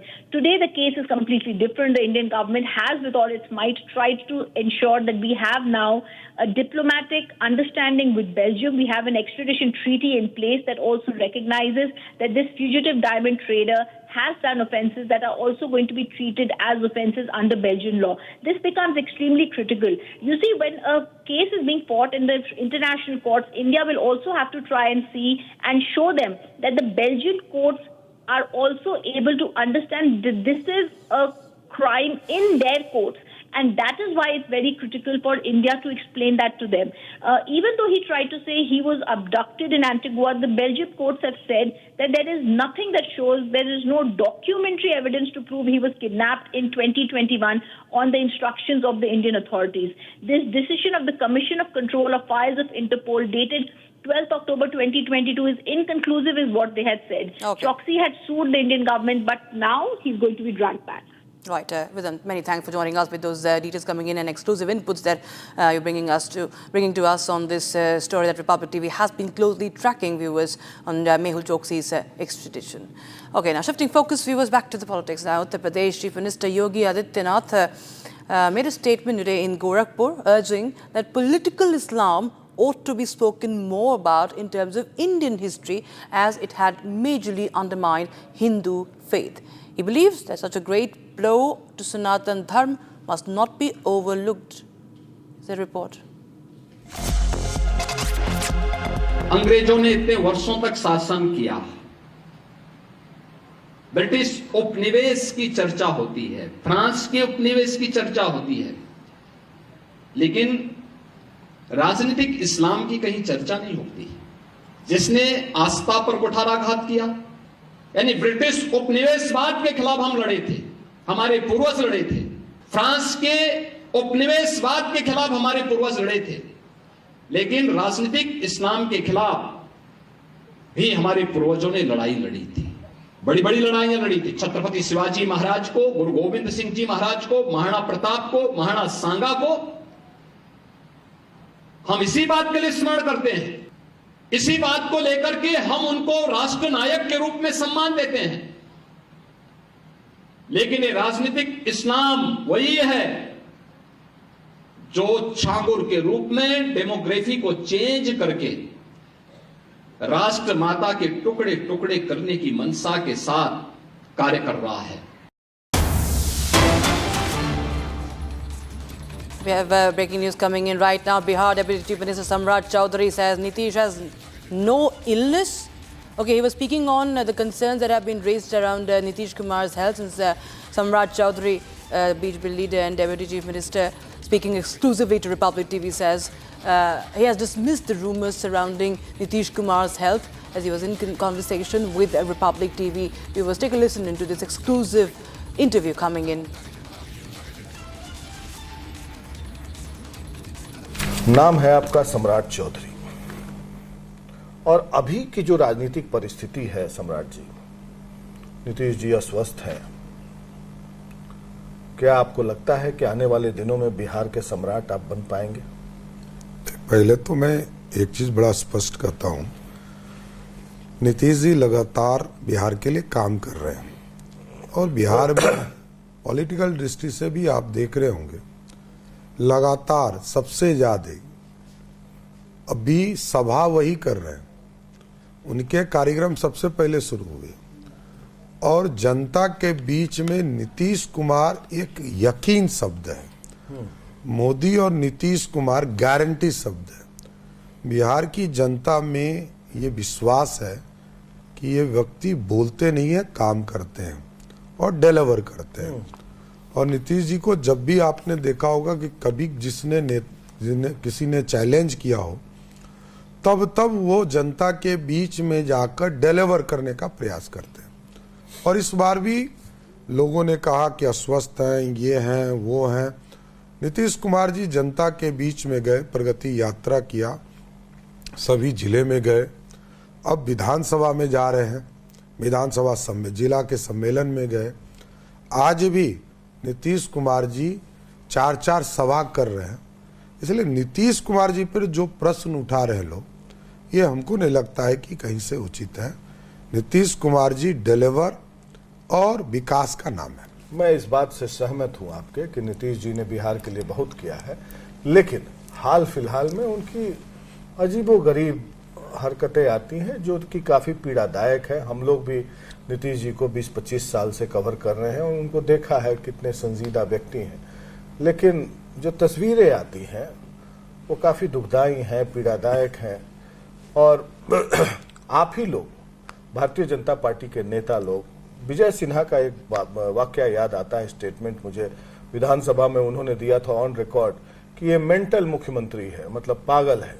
आपने भी कहा था कि भाई ये अचेत हैं, इनको बुद्धि इनका भ्रष्ट हो गया है, जब आप लोग विपक्ष में थे। देखिए, विपक्ष के नेता का ये कहने का काम होता है, नीतीश कुमार जी डिलीवर कर रहे हैं, मैं ये कह रहा हूँ। कहने का काम होता है मतलब वो मेंटल मुख्यमंत्री को साबित कर रहे थे आज से 2 साल पहले। नहीं, ऐसा नहीं है। नीतीश कुमार जी काम कर रहे हैं, जनता के बीच में जा रहे हैं और जनता के बीच में अपने काम के बल पर बिहार को बढ़ा रहे हैं। मतलब वो जैसा कि आरोप लगाते हैं तेजस्वी यादव, नहीं, ऐसा कुछ नहीं है। किशोर, आप लोगों ने भी आरोप लगाया है कई बार। कुछ नहीं, मेरा प्रकाश जी, आप व्यक्तिगत तौर पर नीतीश जी से बहुत जुड़े हुए रहे हैं, मैं भी 30 साल से उनके साथ काम कर रहा हूं। नीतीश कुमार जी का काम करने का तरीका अपना सेपरेट है। बिहार में सिर्फ डिलीवरी, विकास, यही है नीतीश कुमार का एजेंडा, नथिंग एल्स। मानसिक हालात ठीक है एकदम पूरी तरह। आने वाले दिनों में सरकार चला सकती है एकदम, कोई इशू नहीं है। आज भी नेतृत्व कर रहे हैं, कल भी करेंगे। संवैधानिक दृष्टिकोण से संविधान में भी लिखा हुआ है कि अगर कोई व्यक्ति मेंटली फिट नहीं है, कॉम्पिटेंट नहीं है, तो उसे कोई बड़ा संवैधानिक पद, क्योंकि इर्द गिर्द जो बैठे रहते हैं लोग चाटुकार, वो उसका नाजायज फायदा उठाते हैं। नहीं, एकदम मैं कह रहा हूं कि आपने देखा ये नीतीश कुमार जी हैं जो स्वयं जाकर प्रगति यात्रा में 50,000 की योजना को स्वीकृत करके शुरू करवा हैं। इसलिए नीतीश कुमार जी ये डिलीवरी पॉइंट है। जनता के बीच में श्री बाबू के बाद कोई भी मुख्यमंत्री डेवलपमेंट के कार्य नहीं कर पाए। नीतीश कुमार ही एक ऐसे मुख्यमंत्री है जिसने विकास को चरम तक पहुंचाया और जनता को आज बेसिक नीड मिल पा रहा है। नहीं, वो मैं समझ गया, वो उससे मैं मना नहीं कर रहा हूँ कि नीतीश जी ने काम नहीं किया, लेकिन पिछले बार आप देखे होंगे कि नवीन पटनायक की क्या स्थिति हुई, एक हाथ हिलता हुआ वीडियो वायरल हुआ और पांडियन साहब एकदम आप अभी मैं सवाल कंप्लीट कर लूं। अभी जो स्थिति है उसमें नीतीश जी एक प्रखर वक्ता के रूप में जाने जाते थे, अब पढ़ के भाषण देते हैं। देखिए, एकदम नीतीश कुमार जी का कार्यशैली आप जानते हैं। नीतीश कुमार जी बिहार के विकास के लिए जरूरी है, इसलिए उनके साथ उनके नेतृत्व में पूरा इंडिया चुनाव लड़ रहा है। सवाल मेरा पूछने का ये नहीं है कि मैं नीतीश कुमार का अपमान करूं, कोई भी व्यक्ति बीमार हो सकता है, मैं अनादर नहीं कर रहा हूं, लेकिन बिहार के हित के लिए बात कर रहा हूं।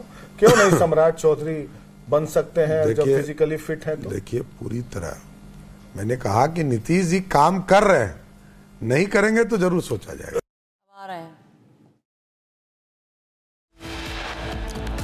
Time for a very, very short break. Viewers, about we get you the latest on Congress now admitting to a rift in the Mahagathbandhan in Bihar right ahead of the polls.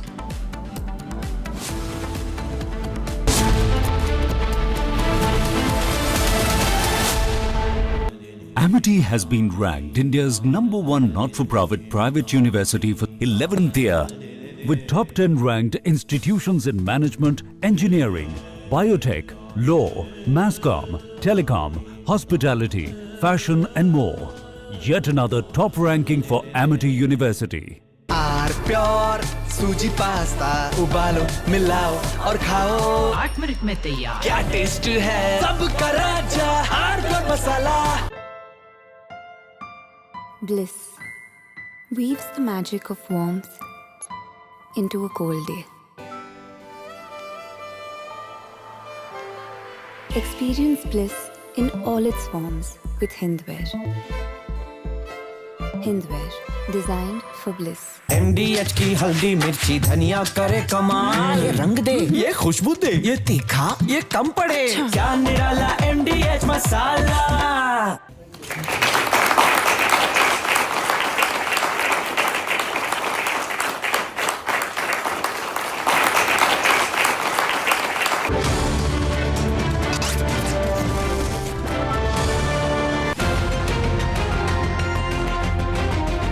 In Dharavi, waste is not hidden.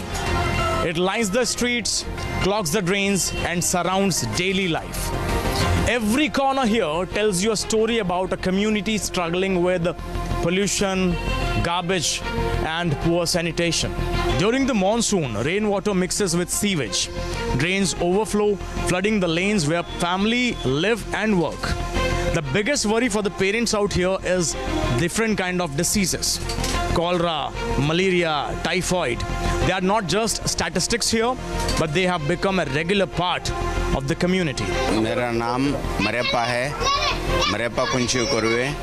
ये जो नाले का पानी है वो आगे जाता नहीं, यहाँ से बहता है, पूरा पानी गंदा बास मारता है पूरा, और बीमार होता है। और मच्छर इतना हो गया पूछो मत, सब आंख खुजली खुजली, मच्छर किधर काटता है वो खुजली ही होता है पूरा। बहुत हैरान हो गया, आने जाने वाला स्कूल जाने वाला छोकर लोग इतना गंदा गंदा पानी में बूट डाल के कैसे जाएगा? उन लोग को उठा उठा के भाई छोड़ना पड़ता है वहाँ से ये बाजू। Most homes here don't have private toilets. Open blocks often being used by families. Hundreds of people use these kind of toilets every day. On top of that, broken facilities and poor management has added to the struggle. During the morning hours, the queue is long over here. The wait time is also more.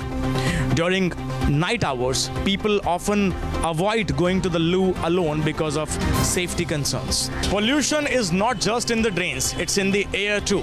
Small recycling workshops, they burn plastics, melt metals, and they fill the lanes with smoke. Children or even elderly people, if they consume this air, it leads to cough, asthma, and so many other infections. Businesses add to the waste, but the disposal system is very weak here. The local collectors, they move it out, yet most of the garbage, it ends up being burnt in the open plots. This cycle continues. Waste produced, waste dumped, and waste lived with. In Dharavi, life does not stop. Life goes on. Children go to school, people go to work, families, they move on.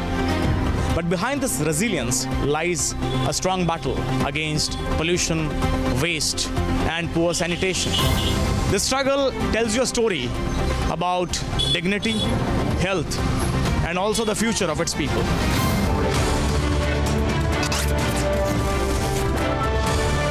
दादी के हाथों का जादू और खुशबू से महकता घर, माँ की मुस्कुराहट और खाने की सुगंध। MDH गरम मसाला, क्योंकि हर रिश्ता है स्वाद से जुड़ा। केसरिया से मन जोगी हुआ रे, दिल झूमे देखो मतवारा हुआ रे। केसरिया से मन जोगी हुआ। हर पल मनाओ केसरी त्योहार। विमल, बोलो जुबान केसरी। आर प्योर सूजी पास्ता उबालो, मिलाओ और खाओ, 8 मिनट में तैयार। क्या टेस्ट है सबका राजा R pure masala.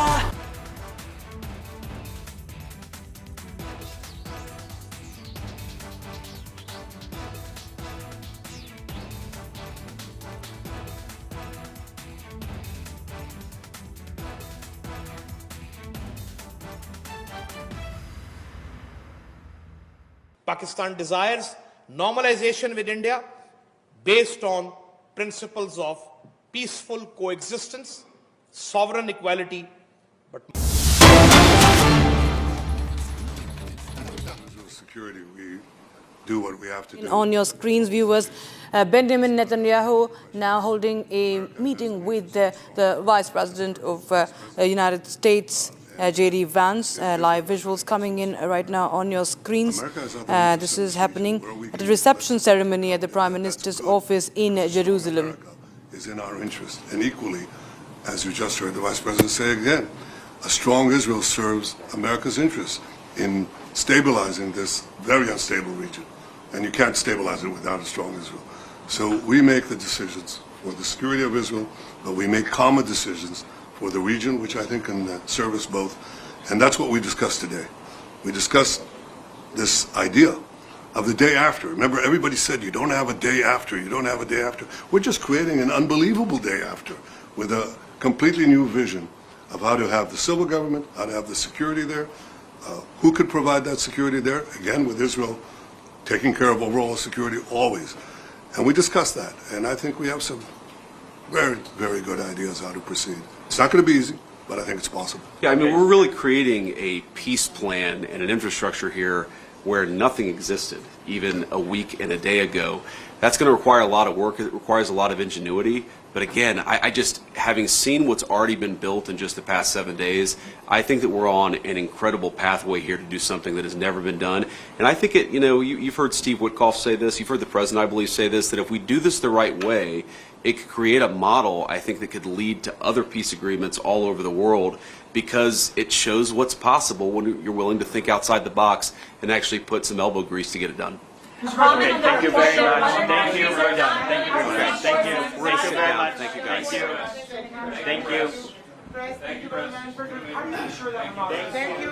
Thank you very much. Yeah, thank you. All right, so that was Benjamin Netanyahu right now.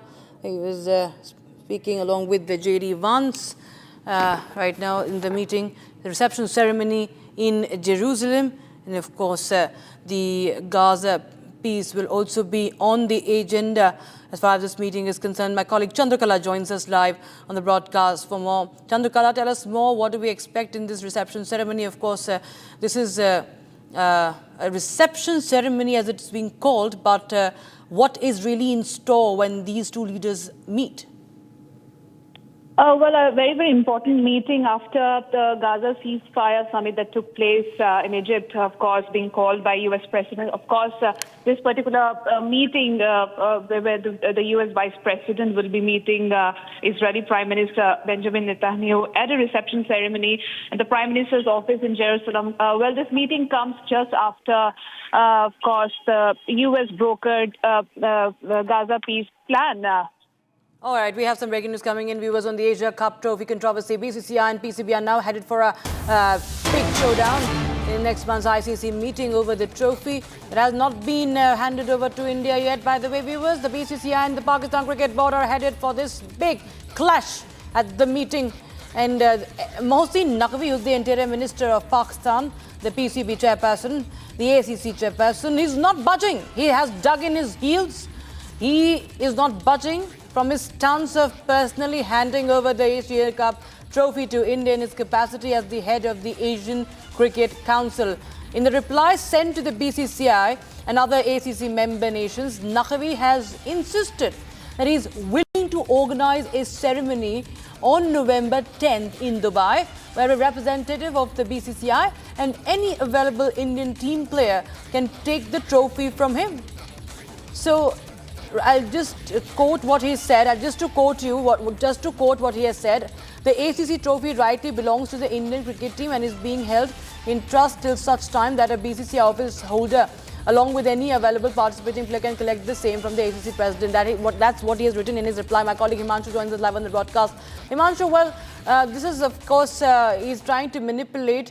We all understand what Pakistan is intending to do. Is doing all this very desperately for the optics, because they have been embarrassed, they have been humiliated, and now they have no option but to, in a way, arm twist, in a way to, hold the trophy literally for ransom. Rakshita, silence is the virtue of the fools. Here I would like to correct that phrase. It's basically stupidity, virtue of the fools. So one mistake they did was not handing over the trophy to Team India on September 29 when the final actually took place. Now Pakistan is not learning from its own mistakes. They have done one foolish thing by not handing over the trophy. Now they want to insist on that. So the world is watching. India, they have won the World Cup, but still like holding on to the trophy. It's like a baby's game, right? I am not going to give you my bat. I am not going to give you my trophy. And Pakistan is actually mocking its own country. Mohsin Naqvi is actually mocking Pakistan at this stage. Right.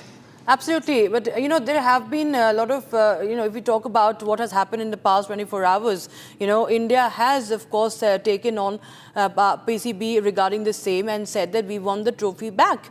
And now this is the reply that Naqvi has now submitted. Next month, there's this meeting that everybody will be having their eyes on, the ICC meeting. What really is in store? What do we expect over there? Rakshita, one more opportunity, like one more situation where Pakistan will embarrass itself. I have no words to explain this situation. Stay on with us, Himanshu. We have former Indian cricketer Atul Vasan joining us on the broadcast. Mr. Vasan, how do you really read into what Mohsin Naqvi is doing now? He's saying that no, he's hell-bent on some Indian cricketer and an Indian official to come and take the trophy from him. Despite the humiliation, it seems that he's now holding the trophy for ransom. I don't know, who's their advisor and all that, because I don't think so. They have thought it to the end. They haven't thought it through, because there is no end game. And the more they delay, and the more he insists on this, he knows that this is going to happen in a million years. And eventually, what's going to happen is that ICC is going to overrule him, and there's going to be more egg on the face for him. But this guy is adamant to bring more insult and embarrassment to the regime, and I think. Indian board is entirely right in their contention that what we decided we will stick by it. And by just insisting, he's looking like a very amateur kind of a leader, because he knows that this is going to happen. Right. Absolutely, sir. And, this has been going on for a long, long time. It has been now weeks that Asia Cup has ended. India has won the trophy. Now, sir, there is going to be a showdown, what we expect in the next ICC meeting. What do you expect now India to do from here on? Exactly. So another series has gone by. We have won the series. And, we have won the tournament anyway.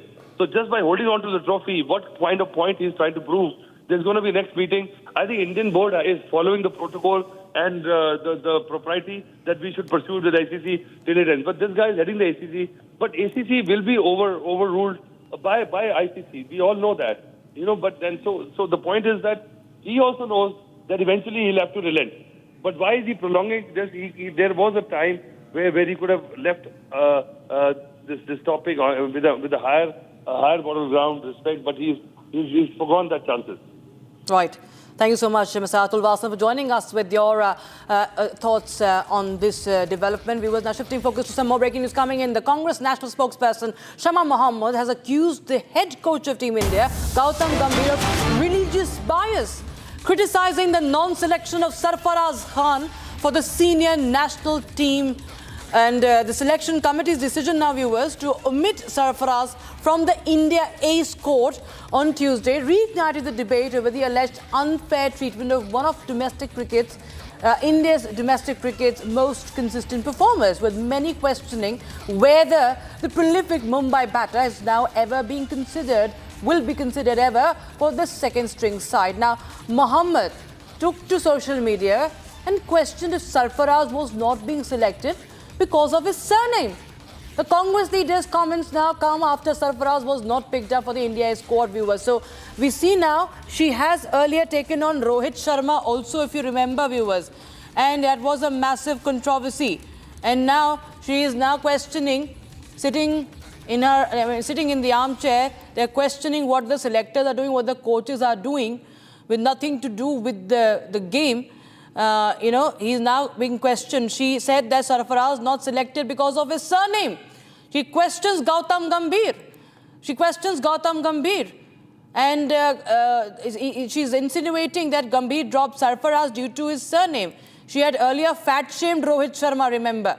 The same Shama Mohammed had fat-shamed Rohit Sharma. And now she goes on to question Gautam Gambhir, the head coach of Team India. And now she is questioning the non-selection of Sarfaraz Khan and trying to point it out towards his religion. And that is, in fact, there are many reactions that have come in. Even Asaduddin Owaisi has also jumped in this debate, or whatever you might say, this blame game, or these narratives that are being woven around this, viewers. And we will continue to get you more reactions on that story. In the meantime, we have some more breaking news coming in, this time from the battleground Bihar. The Election Commission has cancelled the nomination of RJD candidate Shweta Suman from Mohania. A setback for Tejasvi Yadav as the BJP files a complaint, and that's what we are breaking right now. The fresh setback for the RJD ahead of the polls, with less than a fortnight to go for the polls. You have Election Commission cancelling RJD leader's nomination. And that's what we are breaking right now. We'll try and connect with our editor on ground from Patna to get us a sense of what really has gone on behind this.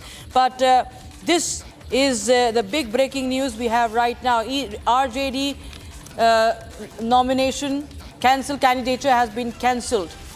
And this is the breaking news we have. RJD's candidate from Mohania, the nomination has been cancelled. Bhajpa को और उनके उम्मीदवार को मुझसे डर है, मेरे party से डर है और राष्ट्रीय जनता दल की सरकार आने से डर है, इसलिए वो अन्याय कर रहा है। अभी सोच लीजिए कि जब व्यक्ति को चुनाव लड़ने नहीं दिया जा रहा है, लोकतंत्र में उसको ये अधिकार नहीं है, तो आप सोचिए कि जब उनकी सरकार आएगी पूरी तरीके से, तो वो क्या करने वाले, बिहार का नाश करने वाले हैं वो। अब आरोप लगाया गया था कि मेरा जाति प्रमाण पत्र, मैं यूपी की हूँ, मेरा जाति प्रमाण पत्र यूपी का नहीं होकर के मैं यहाँ की मूल निवासी नहीं हूँ, जबकि मैं 20 सालों से मैं यहाँ पे रह रही हूँ। दिल्ली से प्रेशर लगातार सीओ पे, आरओ पे बनाया जा रहा था और सीओ मजबूर होकर, आरओ ने मजबूर होकर ये डिसीजन दिया है। उन्होंने कहा कि हम मजबूर हैं और डीएम का भी लगातार प्रेशर आ रहा है और इन्होंने अंदर बंद कमरे में आरओ ने कहा कि मैं मजबूर हूं, मैं कुछ नहीं कर सकता। फिर आरओ किस लिए है, किस लिए फिर आप बनाए हैं चुनाव आयोग को? आप सर्टिफिकेट दीजिए ना, अपने कैंडिडेट को सर्टिफिकेट दीजिए। चुनाव का क्यों, लोकतंत्र का क्यों आप मजाक उड़ा रहे हैं? फिर ऐसे किसका प्रेशर था इनके ऊपर? भाजपा का प्रेशर है, अमित शाह का प्रेशर है, मोदी जी का प्रेशर है, किसका प्रेशर नहीं है? और कैमूर डीएम का भी प्रेशर है। इन्होंने खुद अपने मुख से कहा है, इस बात की मेरे पास रिकॉर्डिंग नहीं, लेकिन इन्होंने कहा कि मैं मजबूर हूँ। आगे क्या करेंगे? उन्होंने कहा कोर्ट जाइए, तो कोर्ट जाएंगे। And some more breaking news coming in ahead of Bihar elections, viewers. Now, Union Minister and Bihar BJP leader Nityanand Rai has spoken on the row. He has called Tejasvi Yadav a symbol of corruption and nepotism.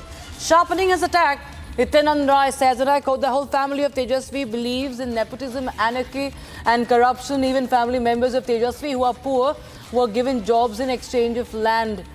And he goes on to say that people of Bihar do not want jungle Raj, and that is why the government of Mahagathbandhan will not be formed. Take a listen into Nityanand Rai.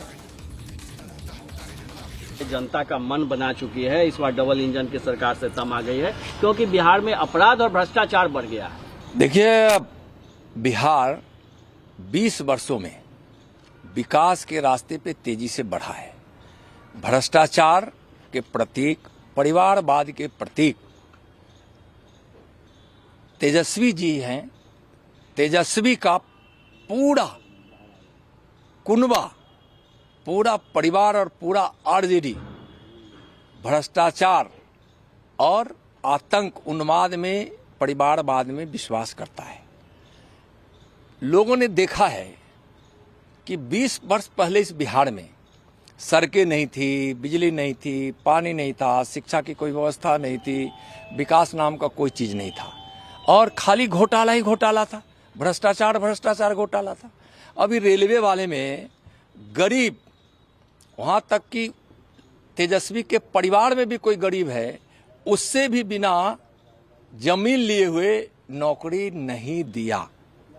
Now, in a latest move to build a crackdown on Rohingya refugees, now Jammu Kashmir administration snapped the water and electricity supply to illegal Rohingyas in Jammu.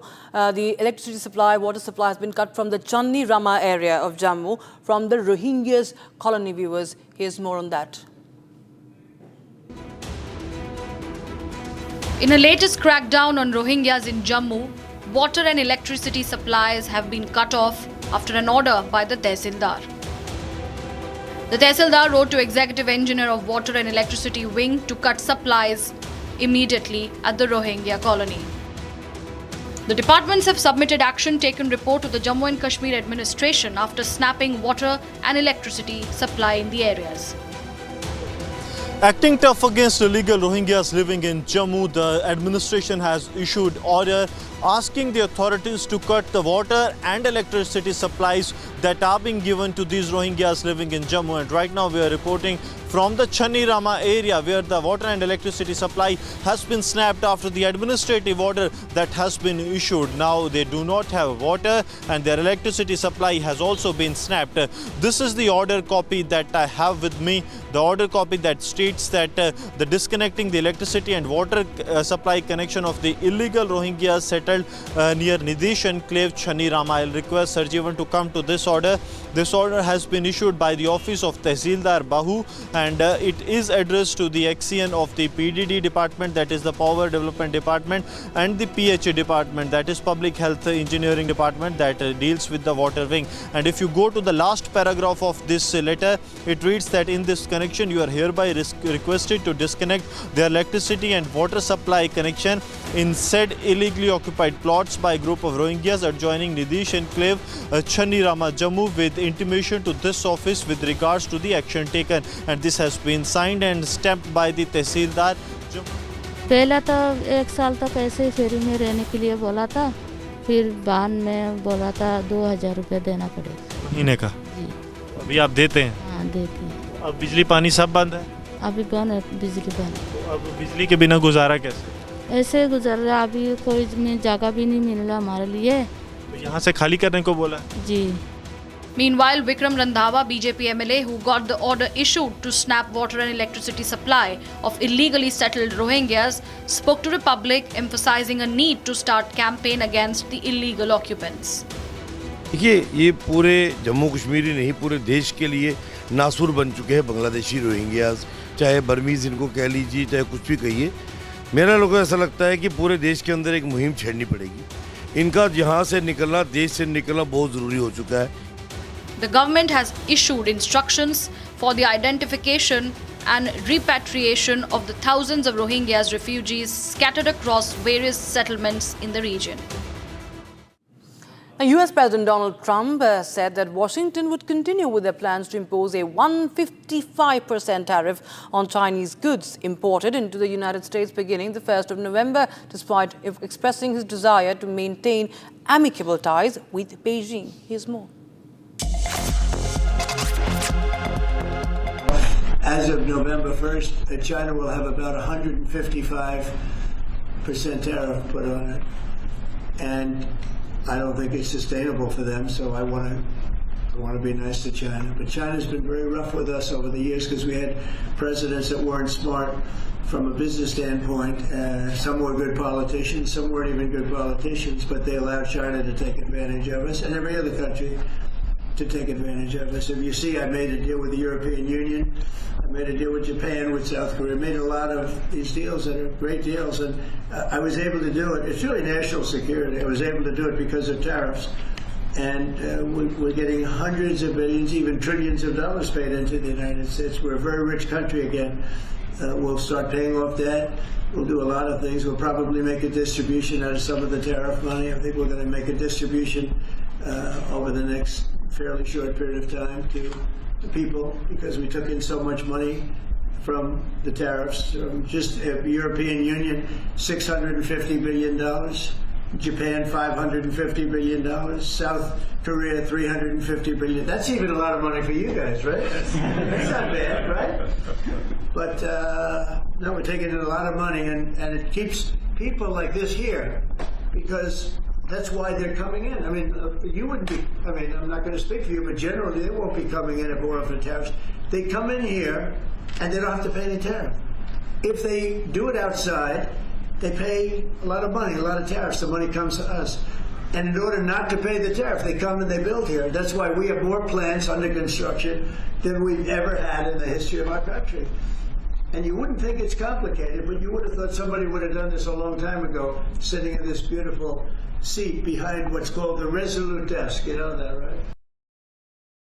Donald Trump also participated in the Diwali celebrations at the White House and extended his warm greetings to the people of India, to Prime Minister Narendra Modi, and also the Indian Americans in the United States on the occasion. And just before the ceremony, Trump said that he spoke to Prime Minister Narendra Modi, and the talks focused primarily on trade issues. Take a look. US President Donald Trump lit lamps at the White House to mark the festival of Diwali, celebrating the occasion with Indian American members of his administration. During initial remarks, the US President praised Prime Minister Narendra Modi, calling him a great person and a great friend, while highlighting US-India ties in trade and regional peace. Trump said that he dialed Prime Minister Narendra Modi on occasion of Diwali. The duo also spoke primarily on trade issues. Trump went on to extend his warm greetings to the people of India on the Diwali occasion. Highlighting the symbolic importance of the festival, Trump said lighting the diya is a symbol of faith in the victory of light over darkness. He further remarked that the diya's flame reminds everyone to seek the path of wisdom and to work with diligence and to always give thanks for many blessings.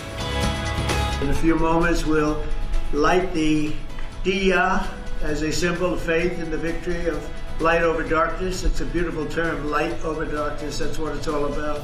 It's knowledge over ignorance and good over evil. During Diwali, revelers recall ancient stories of enemies defeated, obstacles removed, and captives freed. The glow of the diya flame reminds us to seek the path of wisdom and to work with diligence and to always give thanks for our many blessings. Following his initial remarks, Trump lit up the diyas to celebrate the festival at the White House. In response, Prime Minister Narendra Modi wrote on X, thanking Donald Trump for his phone call and the Diwali greetings.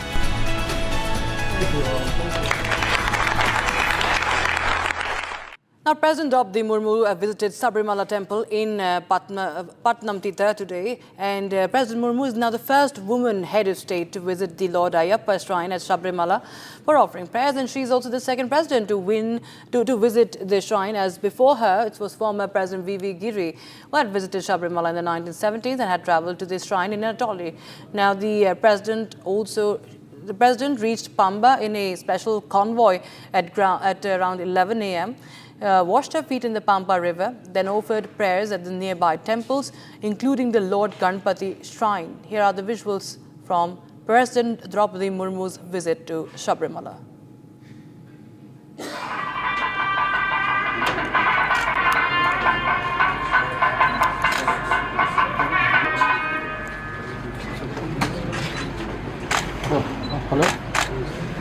Bharat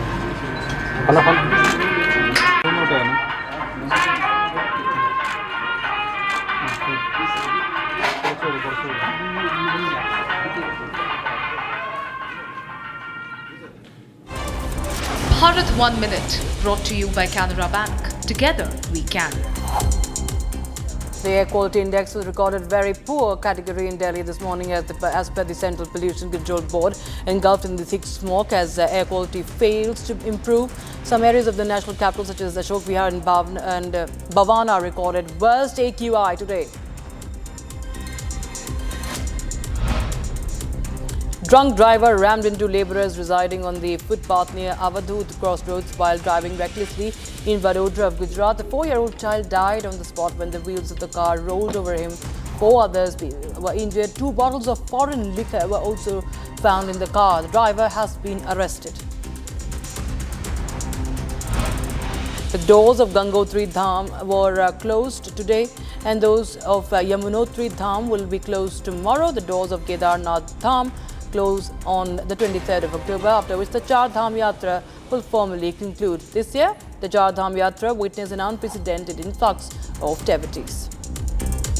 Time for a very short break, viewers, and on the other side, we get you the latest on Mehul Choksi's extradition. Viewers, Republic TV getting you exclusive inputs on how the road is now clear for the fugitive businessman's extradition to India, as Belgium court has cleared the process.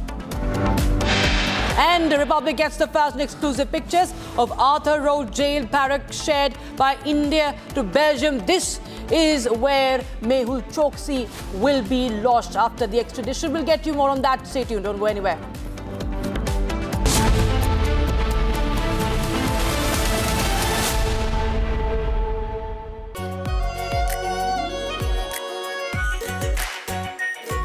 Pure Shahi Paneer Masala.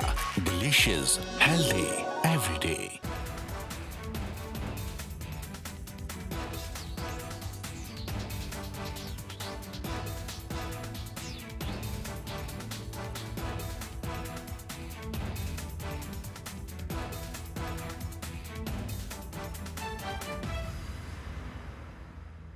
आधे bowl दही में 4 चम्मच MDH चटनी पुदीना मसाला डाला, stir करो, पुदीना चटनी तैयार। MDH चटनी पुदीना मसाला। The highly anticipated summit between Donald Trump and Vladimir Putin in Budapest has been abruptly put on hold. Is peace slipping away before it even begins?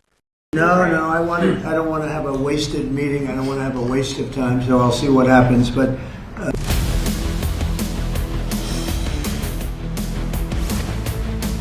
This is Republic Jack Oliver's studio. Stay tuned for all the breaking news and updates. I am Tanisha Avasthi. Let's get started.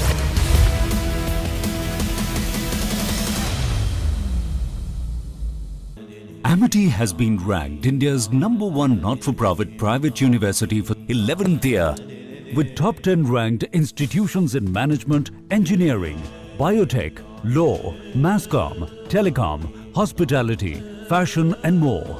Yet another top ranking for Amity University. थोड़े में ज्यादा स्वाद, ये तो है इसकी खास बात। वाओ मामा, क्या स्वाद है? अरे मेरे राजा,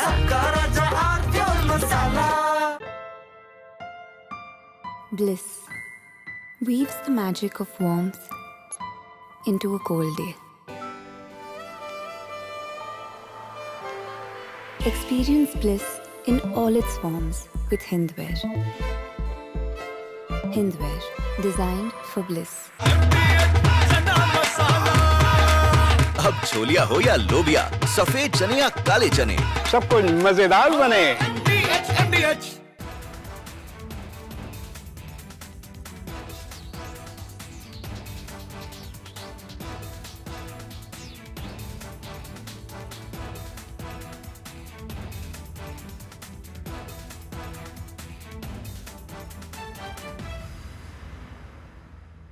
MDH की हल्दी मिर्ची धनिया करे कमाल, ये रंग दे, ये खुशबू दे, ये तीखा, ये कम पड़े, क्या निराला MDH masala.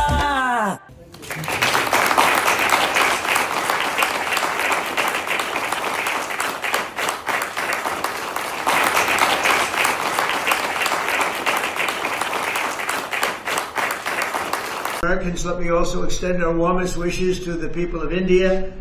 I just spoke to your Prime Minister today. We had a great conversation.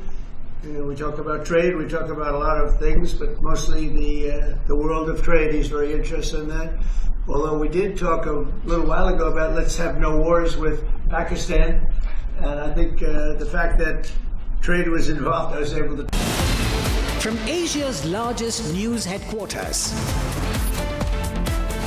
setting the agenda for Bharat.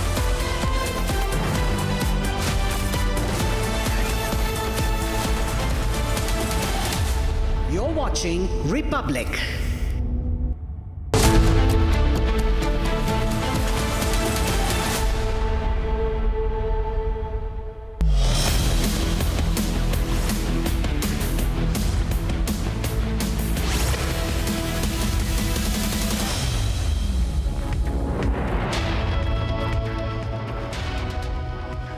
A very good afternoon, ladies and gentlemen. It's 3 p.m. and you're watching Live and Breaking with me, Antara Gupta. We are tracking a lot of big stories for you in this edition, ladies and gentlemen. But one of our top stories is that Belgium court has cleared the extradition of Diamond Tear fugitive Mehul Choksi. We'll be getting you all the details on that and much, much more. But first, as always, a quick check of the headlines. Big exclusive on Republic on Mehul Choksi extradition. Belgium court clears extradition.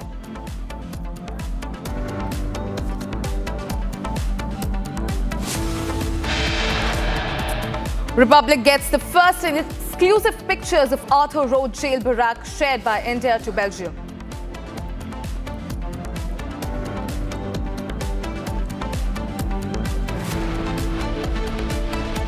जितनी जीविका CM दीदियां हैं यानी community मोबिलाइजर्स हैं, उन सभी CM दीदियों को स्थायी कर उन्हें सरकारी कर्मचारी का दर्जा देकर उनके वेतन को 30,000 प्रति माह हम लोग करेंगे। RJD announces multiple freebies ahead of Bihar Assembly elections. Says announcement or seat share in Mahagathbandhan soon.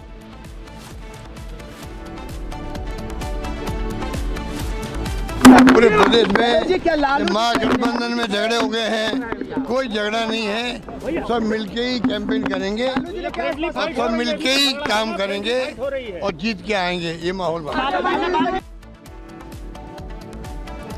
Congress party in firefighting mode with RJD for tackling the crisis. Senior leader earlier called the rift a friendly fight. Republic finds technical snag in Mumbai to New York flight. Traffic collision avoidance system fails mid-air.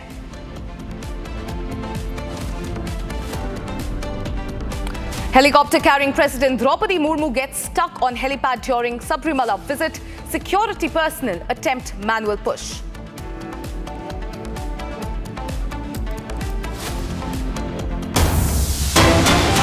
We are getting a big breaking news that is coming in. This is an exclusive, a Republic exclusive, ladies and gentlemen. In a major development, a Belgium court has cleared the path for the extradition of fugitive businessman Mehul Choksi to India, with the Antwerp Court of Appeal ruling in favor of executing 2 Indian arrest warrants that have been issued against him. Now, in an exclusive response to Republic TV viewers, Antwerp Attorney General Ken Whitpass detailed a 6-step legal assessment that has confirmed the existence of an applicable legal framework between Belgium and India, and they have stated that the offences Choksi is accused of are punishable under the Belgian law as well. This is a huge development that we are getting in, ladies and gentlemen. The Belgium court has cleared path of the extradition for fugitive diamond heir and businessman Mehul Choksi to India.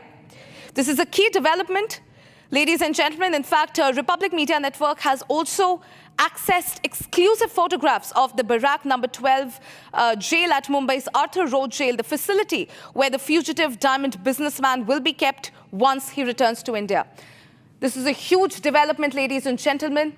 Mehul Choksi is now set to return to India. The fugitive diamond heir businessman, the Belgium court has cleared the path for the extradition.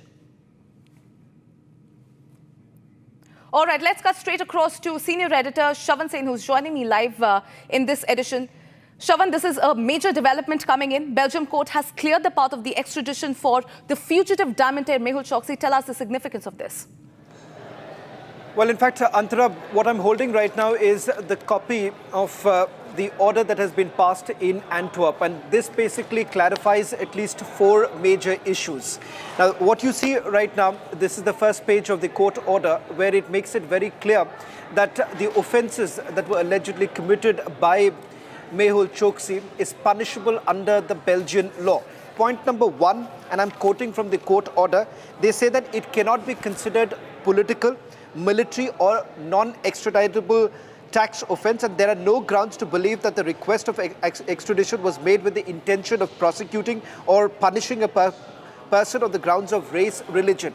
The reason being that Mehul Choksi, Nirav Modi, Vijay Mallya, they've all argued in foreign courts that if at all they're extradited to India, then their fundamental rights would be violated. That's point number 1, which is now been once again rubbished by the courts in Antwerp, which they are saying that there is no ground to believe that they would be prosecuted in India and their fundamental rights would be violated. Number 1.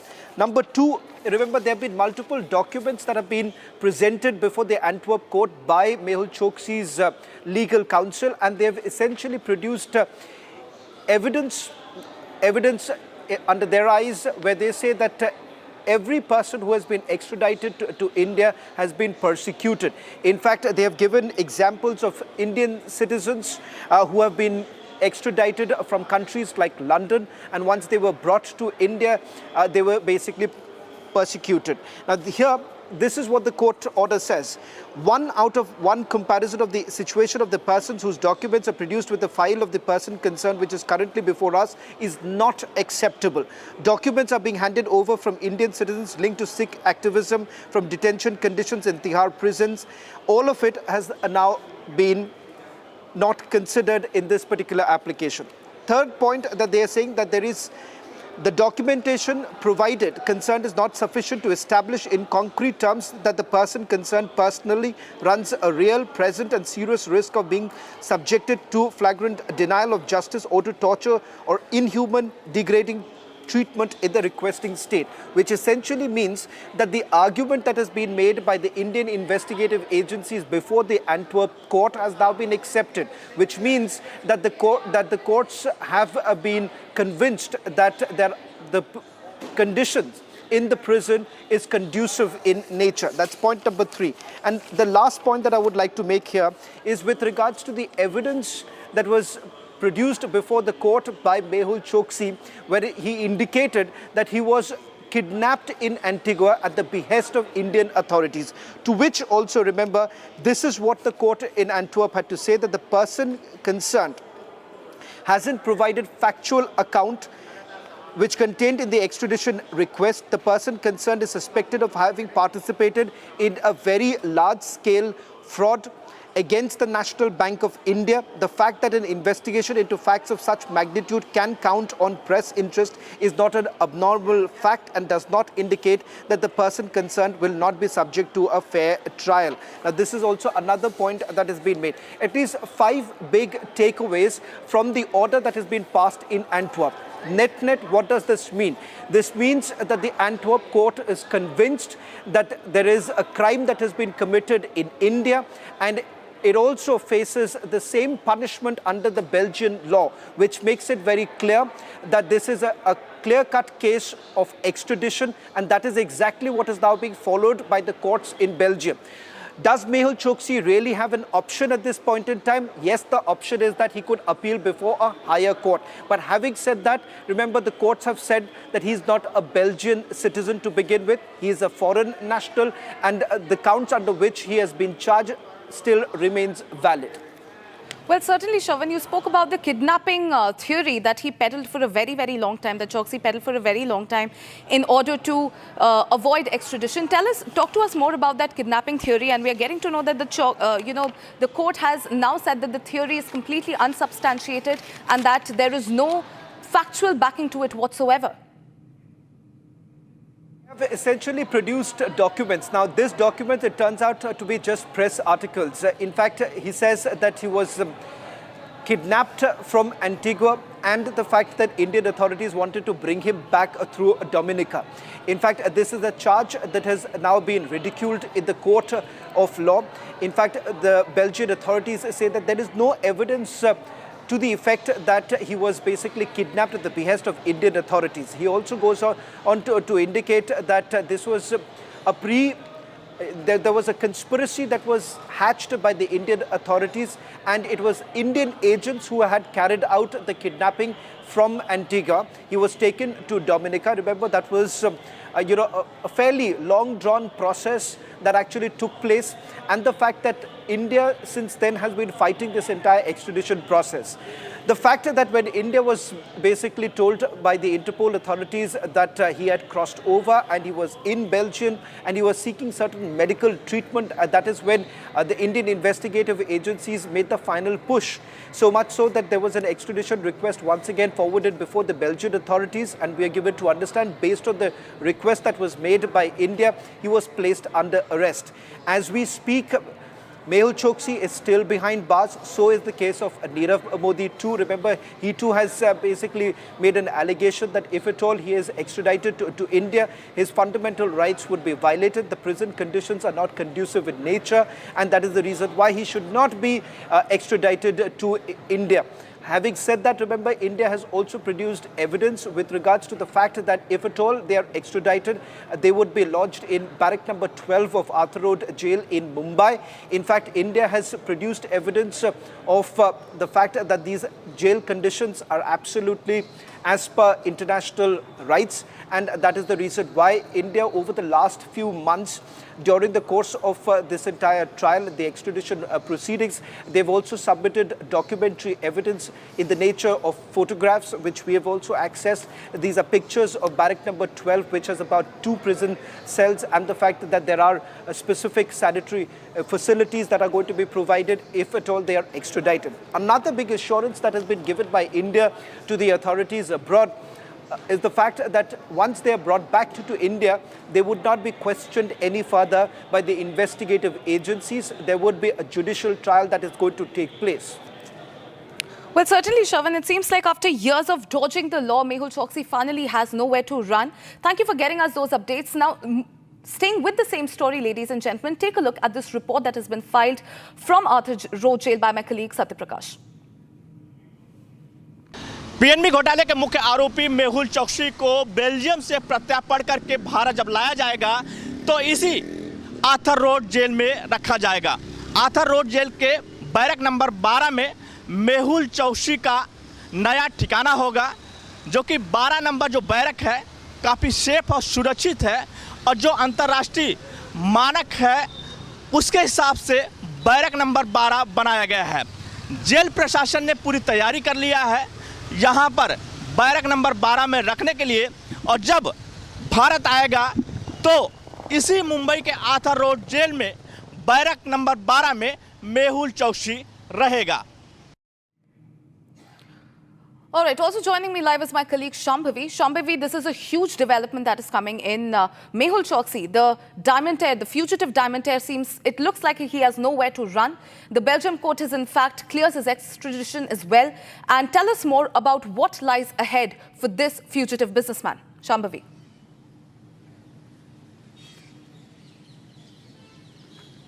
Well, now that the decision of extradition has come from the Belgian court, the court has given Mehul Choksi 15 days to appeal against the order, and that too on the legality of the case and not of the facts. Now, this has been a huge point. Why is there a matter of legality of case? Because there were certain charges on which the extradition appeal was made, and the extradition appeal was in return analysed by the Belgium court. That was fraud, forgery, criminal conspiracy, criminal misconduct.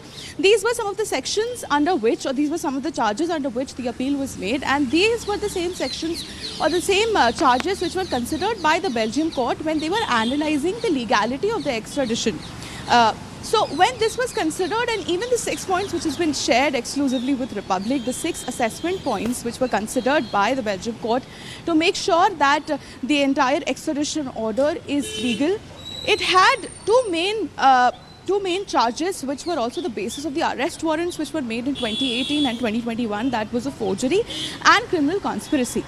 So these were the two legal points which the Belgium court agreed on, because that is an offence which is punishable in both India and in Belgium. Now comes another charge that was about tampering of evidence. Now that was a point where the Belgium court did not agree, because tampering of evidence as an offence is not punishable under the Belgium law, although it is punishable under Indian law. So that was a charge which the Belgium court said that we cannot consider that charge in the extradition order. But apart from this, legally that was a pretty watertight extradition order. And now that both the countries have agreed on the legality of the extradition order and has passed it, the next step is we'll be looking forward to those 15 days when the court has given Mehul Choksi to file an appeal in return. Back to you. Well, certainly, Shambhavi, thank you for getting us those updates. We'll be very, very closely tracking this huge development that's coming in. Ladies and gentlemen, it's time to shift our focus to some other stories. Now, Uttar Pradesh Chief Minister Yogi Adityanath hit headlines with his latest statement at an event in Gorakhpur, where he urged that, quote-unquote, political Islam ought to be spoken more about in terms of Indian history, as it has majorly undermined Hindu faith. He believes that such a great blow on the Sanatan Dharma must not be overlooked. Here's a quick report. Take a listen then. अंग्रेजों ने इतने वर्षों तक शासन किया, British उपनिवेश की चर्चा होती है, फ्रांस के उपनिवेश की चर्चा होती है, लेकिन राजनीतिक इस्लाम की कहीं चर्चा नहीं होती, जिसने आस्था पर कुठाराघात किया। यानी ब्रिटिश उपनिवेशवाद के खिलाफ हम लड़े थे, हमारे पूर्वज लड़े थे, फ्रांस के उपनिवेशवाद के खिलाफ हमारे पूर्वज लड़े थे, लेकिन राजनीतिक इस्लाम के खिलाफ भी हमारे पूर्वजों ने लड़ाई लड़ी थी, बड़ी बड़ी लड़ाइयां लड़ी थी। छत्रपति शिवाजी महाराज को, गुरु गोविंद सिंह जी महाराज को, महाराणा प्रताप को, महाराणा सांगा को हम इसी बात के लिए स्मरण करते हैं, इसी बात को लेकर के हम उनको राष्ट्र नायक के रूप में सम्मान देते हैं।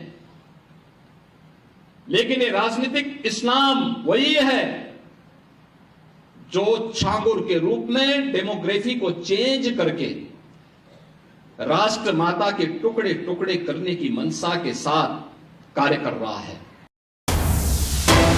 All right, we're getting back-to-back breaking news that is coming in. Republic has accessed the first pictures of Ashok Gehlot meeting Tejasvi Yadav. Remember, ladies and gentlemen, Ashok Gehlot had admitted to the rift in Mahagathbandhan, and the very next second, he quickly downplayed the tensions within the alliance, stating that differences over 5 to 10 seats are normal in a large coalition. In fact, he had also emphasized that the alliance is united and that it's progressing positively, with a press conference scheduled to clarify any such confusion. Those are the visuals coming in, ladies and gentlemen. Republic has accessed the first pictures of Ashok Gehlot meeting with Tejasvi Yadav. All right, I'm being joined by my senior colleague, Prakash, who joins me live on this bulletin. Prakash, we are getting in the first pictures of Ashok Gehlot meeting Tejasvi Yadav. We also heard Gehlot sort of downplaying the rift that is currently existing in the Mahagathbandhan. Tell us more about this. Well, yes, Ashok Gehlot has flown in from Delhi, and he met Lalu Yadav and Tejasvi Yadav along with Krishna Allavaru, the General Secretary in charge of the Congress Party, and also Shakil Ahmad, and in presence with Tejasvi Yadav, Sanjay Yadav, Lalu Yadav, Rabri Devi. And they're trying to diffuse the matter because on 5 to 6 seats there are candidates pitted against each other in the Mahagathbandhan. And before the press conference that is going to be held tomorrow to release the joint candidate list as well as the manifesto and programs and policies, they're trying to work it out today as to who would be the candidates and on what seats there would be friendly contest, if any. And that's what it's a last moment decision that has been taken. But it's really an embarrassment for the Mahagathbandhan for sure, because the NDA had sorted out its candidate list, its alliance long time back, and now still the Mahagathbandhan is struggling with the seat share as well as the candidates list. Back to you. Well, certainly, Prakash. In fact, he had also emphasized that, such hiccups in such a big alliance is very, very common. And he had also said that the alliance is united and that it's progressing positively. How true do you think his statement is? Well, it doesn't appear to be true so far, because now that the last date of nominations have also come to an end, and also the withdrawal dates have come to an end, still there is, if at all there are any friendly contest, and that is a huge embarrassment. So it doesn't augur well for the Mahagathbandhan. First, as far as there is a trust deficit, a huge trust deficit. Second, that they could not stitch the alliance properly even before the nominations could be filed. And third, that there were several candidates whose nominations have been cancelled, specifically 2 from the Mahagathbandhan and 1 from the NDA. Today, Sweta Suman's candidature has been cancelled from Mohania Assembly constituency. Yesterday, Sasi Bhushan Singh's candidature was cancelled, nomination paper was cancelled in Sugauli Assembly constituency of East Champaran. So this last minute hiccups led to chaos among the candidates also, and they could not file their nomination papers properly. And nobody else is to be blamed for this but for the high command for the respective parties, including the Tejasvi Yadav as well as VIP parties, and specifically Tejasvi's party and VIP party's candidature has been cancelled. Well, certainly, Prakash, thank you for getting us those updates.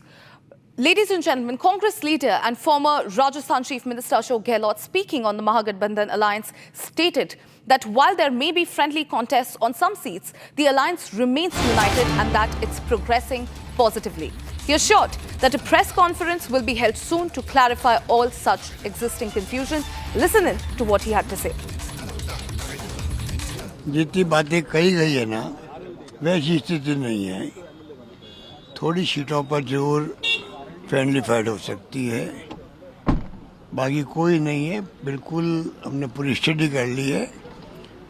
सारा कुछ जो चल रहा है process वो आगे बढ़ रहा है.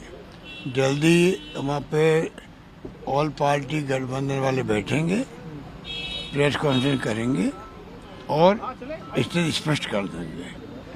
आरजेडी या कांग्रेस गठबंधन पूरा महागठबंधन दमखम के साथ मैदान में उतरेगा, ये मैं कह सकता हूँ. Meanwhile, addressing a press conference a short while back, RJD leader Tejasvi Yadav also said that it's all fine within the alliance. Take a look.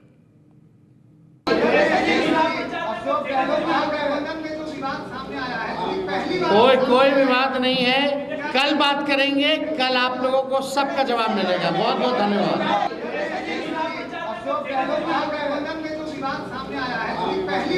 कोई विवाद नहीं है. कल बात करेंगे. कल आप लोगों को सबका जवाब मिलेगा. बहुत बहुत धन्यवाद. Now, on the other hand, independent MP Pappu Yadav from Purnia has voiced strong support for the India alliance, and he has stated that the public is eager for change and is ready to back a new government under its banner.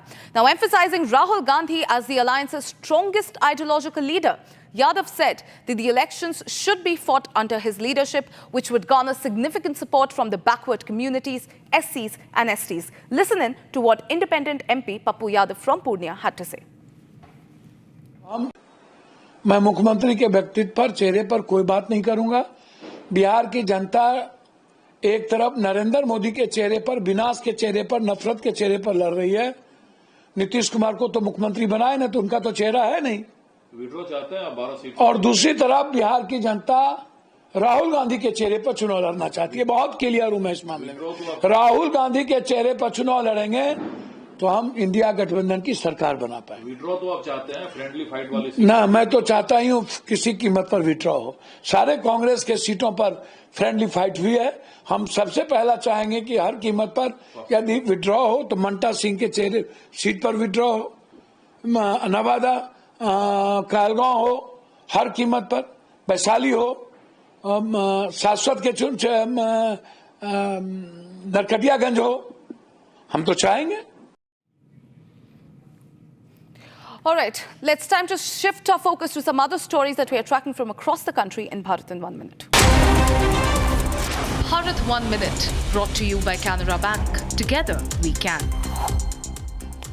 Waterlogging witnessed in Thuttukudi area of Tamil Nadu due to the continuous heavy rainfall in the city and its suburban areas. Meanwhile, schools have been shut across several districts due to the heavy downpour and alerts have also been issued by the authorities.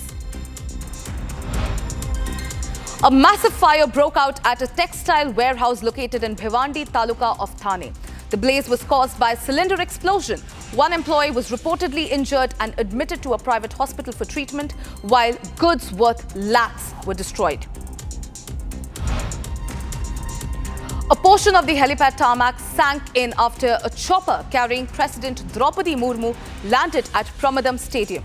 Police and fire department personnel deployed at the spot physically pushed the helicopter out of the sunken spot. Union Minister Piyush Goyal held a series of productive meetings in Delhi with the Vice President of the International Electro-Technical Commission and the German business leaders.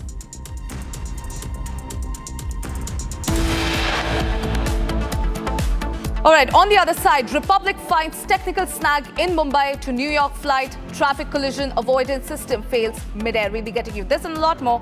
Don't go anywhere. Stay tuned. We'll be right back. थोड़े में ज्यादा स्वाद ये ही तो है इसकी खास बात। वाओ मामा क्या स्वाद है? अरे मेरे राजा राजा और मसाला केसरिया से मन जोगी हुआ रे दिल झूमे देखो मतवारा हुआ रे केसरिया से मन जोगी हर पल मनाओ केसरी त्योहार। विमल बोलो जुबान केसरी। अब छोलिया हो या लोबिया, सफेद चने या काले चने, सब कुछ मजेदार बने।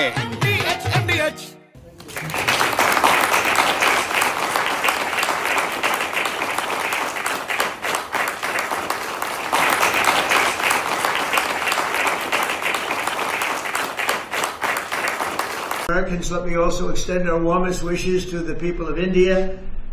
I just spoke to your Prime Minister today. We had a great conversation.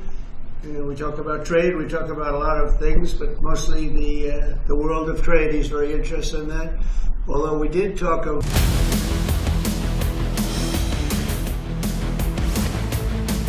This is Republic Jack Oliver's studio. Stay tuned for all the breaking news and updates.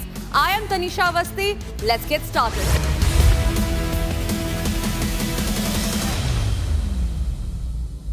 आधे बाउल दही में 4 चम्मच MDH चटनी पुदीना मसाला डाला, स्टर करो, पुदीना चटनी तैयार। MDH चटनी पुदीना मसाला। इसको घर पे लगाओगे तो शादी का तो पता नहीं, पर घर पक्का नहीं टूटेगा। रुंगटा नहीं तो घर स्ट्रॉन्ग नहीं। रुंगटा स्टील TMT बार एकदम सॉलिड। पहाड़ों में एक हाइकिंग स्टिक भी बन सकती है।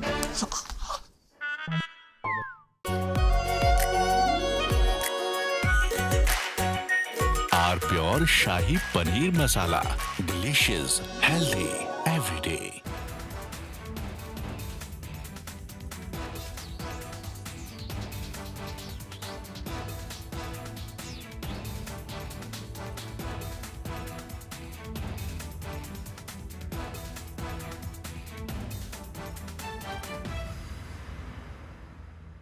Pakistan desires normalization with India based on principles of peaceful coexistence, sovereign equality, but more importantly, dignity and honor.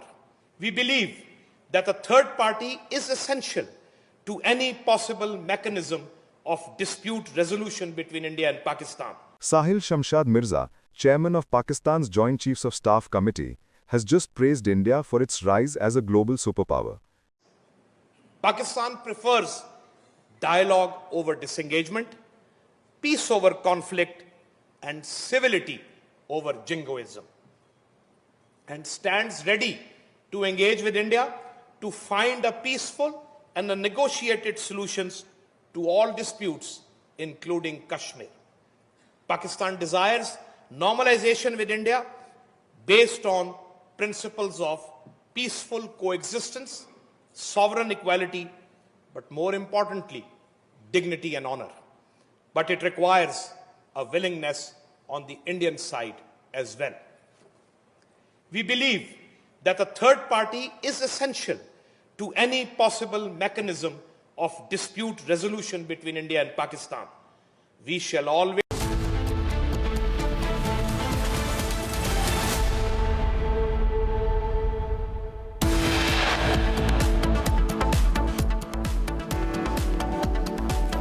Big exclusive on Republic on Mehul Choksi extradition. The Belgium court has cleared the way. Republic gets the first and exclusive pictures of Arthur Road jail barrack shared by India to Belgium.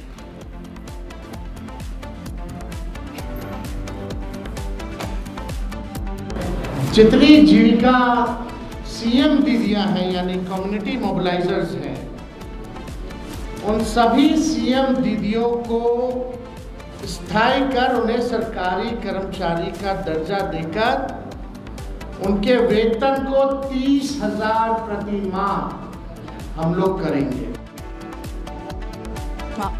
RJD announces multiple freebies ahead of Bihar Assembly election, says announcement on seat sharing in Mahagathbandhan soon.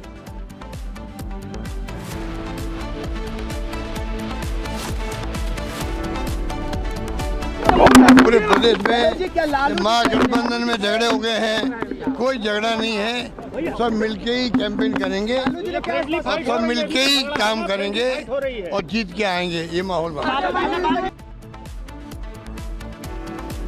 Congress party in firefighting mode with RJD for tackling the crisis. Senior leader earlier called the rift a friendly fight.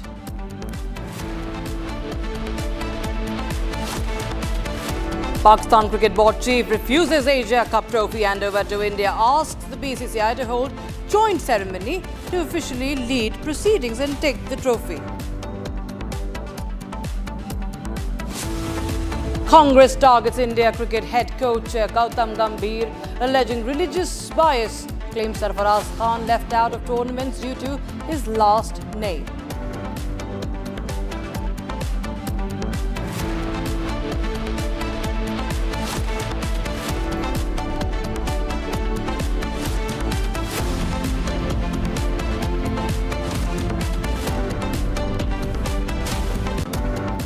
Very warm welcome. You're watching Live and Breaking, and I'm Rakshita Mishra with you. Now, viewers, the Congress has stirred a controversy by jumping into the debate around Sarfaraz Khan, the cricketer's non-selection. Now, Congress accuses head coach of Team India, Gautam Gambhir, of religious bias, criticizing the non-selection of Sarfaraz Khan for senior national team assignments. Mohammed took to X and questioned if Sarfaraz was not being selected because of his surname, pointing towards his religion. Now, Congress leaders' comments come after Sarfaraz was not picked for India. And this is the tweet that we're running on the screens.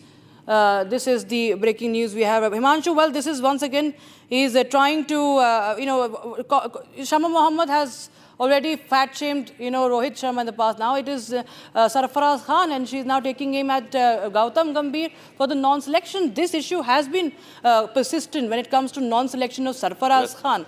But Congress, just with its lack of issues, is now trying to stir another sort of controversy. Rakshita, this is a new law. Now, we all know that Indian cricket team, there is a team panel of selectors who pick the players based on their merit, and suggesting that is Sarfaraz Khan not selected because of the surname, that's just asking. Now, one hashtag can't just seed a doubt. We are in India, we have had past like where Mohammad Azharuddin was India's captain. We have Mohammad Siraj is still playing in Team India. We have Mohammad Shami, we have Yusuf Pathan, you have Irfan Pathan. We have so many players. So by putting such kind of doubts or asking such kind of questions, this basically is a new law. I can only say I am at loss of words here. Like, what made Shama Mohammed write such kind of comments? We have never heard that in Indian sports. Not just cricket, in any sport that we play here in India, we have never heard that. So this is a new law. This is a ploy to divide or to put seeds of suspicion and doubts. But I am sure this will not succeed. And there are many cricketers who have a particular surname, as she's insinuating. Example, Mohammad Siraj, and there are many others who have made it to the team, who are in the national team, who have been honoured. And you see IPL, you see Team India, you have not just one. I mean, you can start counting. I don't want to count. End of the day, they represent India. They are Indian cricketers. And to actually try and divide them on basis of religion is a new low. This was never seen, not even in the Congress party. So if Shama Mohammed thinks that she can write a tweet and put seeds of doubt, she is not going to break the entire fabric of this country, basically entire sporting fabric, Rakshita. Right. Thank you so much, and thank you so much, Himanshu, for joining us with those details coming in on that story. This is a story that we're closely tracking and getting more reactions on that. Now, in other news, President Draupadi Murmu narrowly escaped a horrific accident as the chopper she travelled in en route Sabrimala Temple. The chopper she was flying in sunk into the ground as parts of the helipad collapsed moments after her landing. Here's a quick report on that.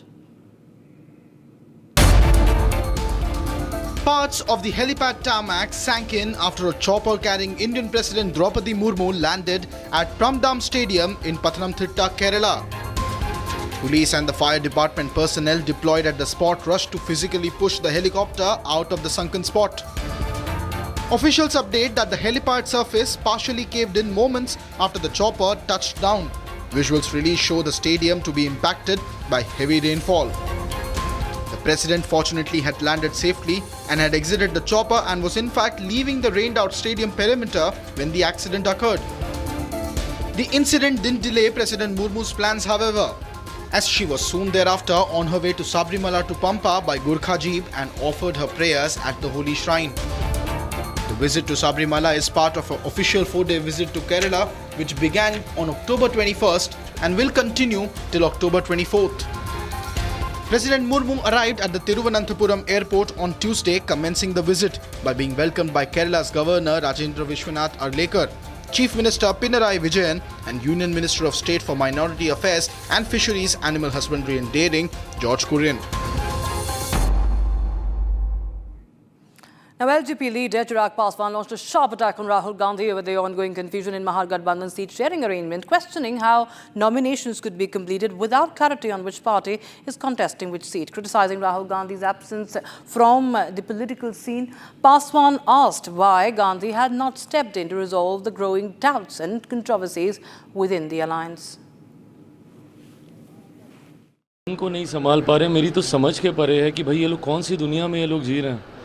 यहाँ पे आज की तारीख में जब दूसरे चरण का नामांकन हो गया है, इस तरीके की बातें करके अपने बिखरे हुए या कोलैप्स गठबंधन के ऊपर जो ये लोग पर्दा डालने का प्रयास कर रहे हैं, हम जब सरकार में आएंगे, हम ये करेंगे, हम वो करेंगे। प्रभु आप आइएगा कैसे सरकार में? ऐसा गठबंधन आज तक कभी भारत के राजनीतिक इतिहास में हम लोगों ने नहीं देखा, जहाँ पे घटक दल एक दूसरे के सामने है। दूसरे चरण का और फाइनल नामांकन की पूरी प्रक्रिया समाप्त हो चुकी है, उसके बावजूद भी अभी भी नहीं पता कि कौन कितनी सीटों पे चुनाव लड़ रहा है, नहीं लड़ रहा है। एक साथ घटक दल कभी एक साथ बैठे नहीं। राहुल जी जिन्होंने इतनी मेहनत की, सब आए SIR को लेकर लोगों को भ्रमित करने का कार्य किया, सब किया, वेयर इज़ ही, है कहाँ वो? Completely vanished. इतना यहाँ पे गठबंधन में बवाल चल रहा है, क्या ये नैतिक जिम्मेदारी दो बड़े घटक दलों की नहीं थी? क्या ये राहुल जी और नेता प्रतिपक्ष बिहार में तेजस्वी, इन दोनों की ये नैतिक जिम्मेदारी नहीं थी कि दोनों एक साथ बैठें और गठबंधन में जितने भी बॉटलनेक्स हैं उसको क्लियर किया जाए, इन सारे जितनी भी उलझने हैं उनको सुलझाने का प्रयास किया जाए? ये तो गंभीरता का अभाव दिखाता है, ये तो शरीर से दिखाता है कि शायद कांग्रेस सीरियस ही नहीं है बिहार के चुनाव को लड़ने को लेकर। Now, former election strategist and Jan Suraj chief Prashant Kishor, now an entrant in the Bihar Assembly elections, spoke exclusively to Republic TV, outlining his party's vision in addressing key issues facing the poll-bound state. Kishor emphasized the need for transformative governance in Bihar, positioning Jan Suraj as a credible alternative focused on grassroots development and long-term planning. Listen in. आज जो आपने आरोप लगाए, बहुत गंभीर आरोप आपको नहीं लगता लगा दिए? नहीं, गंभीर क्या है? बिहार में पहले हम लोग ये सुनते थे कि बूथ लूटा जाता है, वोटरों को बूथ पर लालू जी के राज में नहीं जाने दिया जाता था। तब TN सेशन का जमाना आया और वोटरों को ये आजादी मिली कि वो जाकर वोट दे पाए, तो जो लालू जी का जिन्न निकलता था वो सब बंद हो गया, लालू जी चुनाव हार गए। तो जिस बिहार ने पहले यहाँ बूथ लूटते हुए देखा है, पहली बार हम लोग उम्मीदवारों को लूटते हुए देख रहे हैं। जो लोग जनसुराज के आधिकारिक उम्मीदवार हैं, जिन्होंने नामांकन कर दिया, उनके घरों पर भारत के शिक्षा मंत्री जाकर बैठे हुए, जो धर्मेंद्र प्रधान जो यहाँ के इंचार्ज हैं, और द्वार के घर पर शिक्षा मंत्री बैठे हैं। ये मैं नहीं कह रहा हूँ, ये देखिए उन्होंने चित्र जारी किया है। ये हैं डॉक्टर सत्यप्रकाश तिवारी, जो ब्रह्मपुर से जनसुराज के उम्मीदवार थे, अब थे, क्योंकि नामांकन करने के बाद 3 दिन प्रचार प्रसार करने के बाद ये भारत के शिक्षा मंत्री इनके यहाँ गए, रात भर बैठे, इनको डराया, समझाया, जो भी किया हो मैं नहीं जानता हूँ। अगले दिन डॉक्टर साहब अपना मोबाइल स्विच ऑफ करके चुपके से जाकर अपना नामांकन वापस ले लिया। तो मेरा सीधा सवाल यह है कि धर्मेंद्र प्रधान जी जो भारत के शिक्षा मंत्री हैं, आप जनसुराज के उम्मीदवार के घर रात में क्यों गए थे? और अगर आप गए थे तो उसके बाद अगले दिन उसने नामांकन अपना वापस क्यों ले लिया? दूसरी घटना देख लीजिए कि आप कह रहे हैं कि भाई जनसुराज की कोई ताकत नहीं है, जनसुराज तो अभी कल का आया हुआ दल है। ठीक बात है, हम लोग तो 1 साल पुराने दल है, भाजपा तो इतना बड़ा दल है। दानापुर में जो एक बाहुबली चुनाव लड़ते हैं राजद से रीतलाल यादव, और भाजपा वहां सिर्फ भाजपा सिर्फ वहां वोट इस नाम पर मांगती है कि भाई हमारे उम्मीदवार को वोट दो वरना रीतलाल यादव आ जाएगा। इतना उस आदमी का खौफ है। इस बार वहां जनसुराज का एक आदमी खड़ा हो रहा था जिसका नाम मुटुरसा है बोलचाल की भाषा में। अब चुनाव के दिन वो आदमी, जिस दिन नामांकन का अंतिम दिन था, वो आदमी गायब हो गया। लोगों ने ये कहा कि लगता है रीतलाल यादव ने उसको उठा लिया। और अगले दिन जो प्रेस में पिक्चर आई है, पहले खबर ये चली कि वो गायब हो गए हैं, नहीं मिल रहे हैं, तो लोगों का ऐसा लगा कि भाई रीतलाल यादव बहुत बड़े बाहुबली नेता है, उन्होंने उठा लिया होगा। यही खबर चली, लेकिन कोई एफआईआर दर्ज नहीं हुआ। हम लोग ये देखना था भाई कहाँ गए आदमी। तो ये सज्जन देखिए गृह मंत्री के साथ उस दिन, कौन से हैं इसमें? ये गृह मंत्री देखिए अमित शाह जी हैं, ये बगल में मुटुरसा, ये देखिए ये मुटुरसा इनके बगल में, देखिए भैया, ये है अमित शाह जी, ये है मुटुरसा, और ये है भारत के शिक्षा मंत्री धर्मेंद्र प्रधान। जिस उम्मीदवार को उस दिन नामांकन देना है, उस दिन वो भारत के गृह मंत्री के साथ बैठे हुए हैं। अब आप बताइए कि अगर ये उम्मीदवारों का लूट नहीं है, अगर ये आचार संहिता का उल्लंघन नहीं है, तो आचार संहिता का उल्लंघन क्या कहा जाता है? अगर आप किसी एक वोटर को वोट देने से रोक दें, प्रलोभन देकर या भय से, तो वो आचार संहिता का उल्लंघन माना जा रहा है। यहां पर 1 नहीं 2 नहीं 3 उम्मीदवारों के साथ भाजपा के लोग जाकर उनके घर बैठ रहे हैं और उनको चुनाव लड़ने से रोक रहे हैं। ये बताया जा रहा है, बताने की कोशिश किया जा रहा है कि अरे भाई ये लोग भाग गए। अरे मेरे भाई, अगर वो भाग गए होते तो आप उनके घर क्यों गए थे? आप फोन कर देते, वो आपके यहां आ जाते। शिक्षा मंत्री का एक छोटे से कंस्टिट्यूंसी ब्रह्मपुर के जनसुराज के उम्मीदवार के घर पर बैठना और बैठकर उसका नामांकन वापस कराना, ये क्या दिखाता है? ये क्या दिखाता है? आप बता दीजिए। हमने आज जनता के सामने रखा, हमने कोई आरोप नहीं लगाया है। हम सिर्फ ये कह रहे हैं कि भैया अगर पहले लालू जी पर बूथ लूटने का आरोप था, तो आप अब नया देश में परिपाटी शुरू कर रहे हैं उम्मीदवार लूटने का। और ये गलती भाजपा ने सूरत में की थी लोकसभा चुनाव के दौरान, जहां पर निर्विरोध बिना लड़े हुए एक सज्जन एमपी बना दिए गए। उसका परिणाम भाजपा को भारी भुगतना पड़ा। मेरा आपको अनुमान है, जो मैं बता रहा हूं, कि जो इन्होंने किया है जनसुराज के साथ, जो ये कर रहे हैं जनसुराज के उम्मीदवारों के साथ, इसका बहुत बड़ा फायदा जनसुराज के उन 240 उम्मीदवारों को मिलने वाला है जो चुनाव के मैदान में हैं, डटे हुए हैं, वो पीछे हटने वाले नहीं हैं। क्योंकि बिहार की जनता देख रही है कि बिहार में सुधार के प्रयास को सबसे बड़ा रोकने का प्रयास जो हो रहा है, वो गुजरात के नेताओं के द्वारा, अमित शाह के द्वारा हो रहा है, धर्मेंद्र प्रधान के द्वारा हो रहा है। ये लोग चाहते हैं कि बिहार की ये दुर्दशा बनी रहे, बिहार मजदूरों की फैक्ट्री बनी रहे, ताकि गुजरात के लोग फैक्ट्रियों में मालिक रहे और उन फैक्ट्रियों में बिहार के लड़के जाकर मजदूरी करें। इसीलिए ये लोग काम कर रहे हैं। नहीं तो अगर आप चुनाव लड़ रहे हैं, दूसरा दल चुनाव लड़ रहा है, आपको उससे क्या दिक्कत है? उसके उम्मीदवार के साथ क्यों बैठ रहे हैं? उसके उम्मीदवार को क्यों जाकर धमका रहे हैं? और इलेक्शन कमीशन मूक दर्शक बनकर बैठा हुआ है।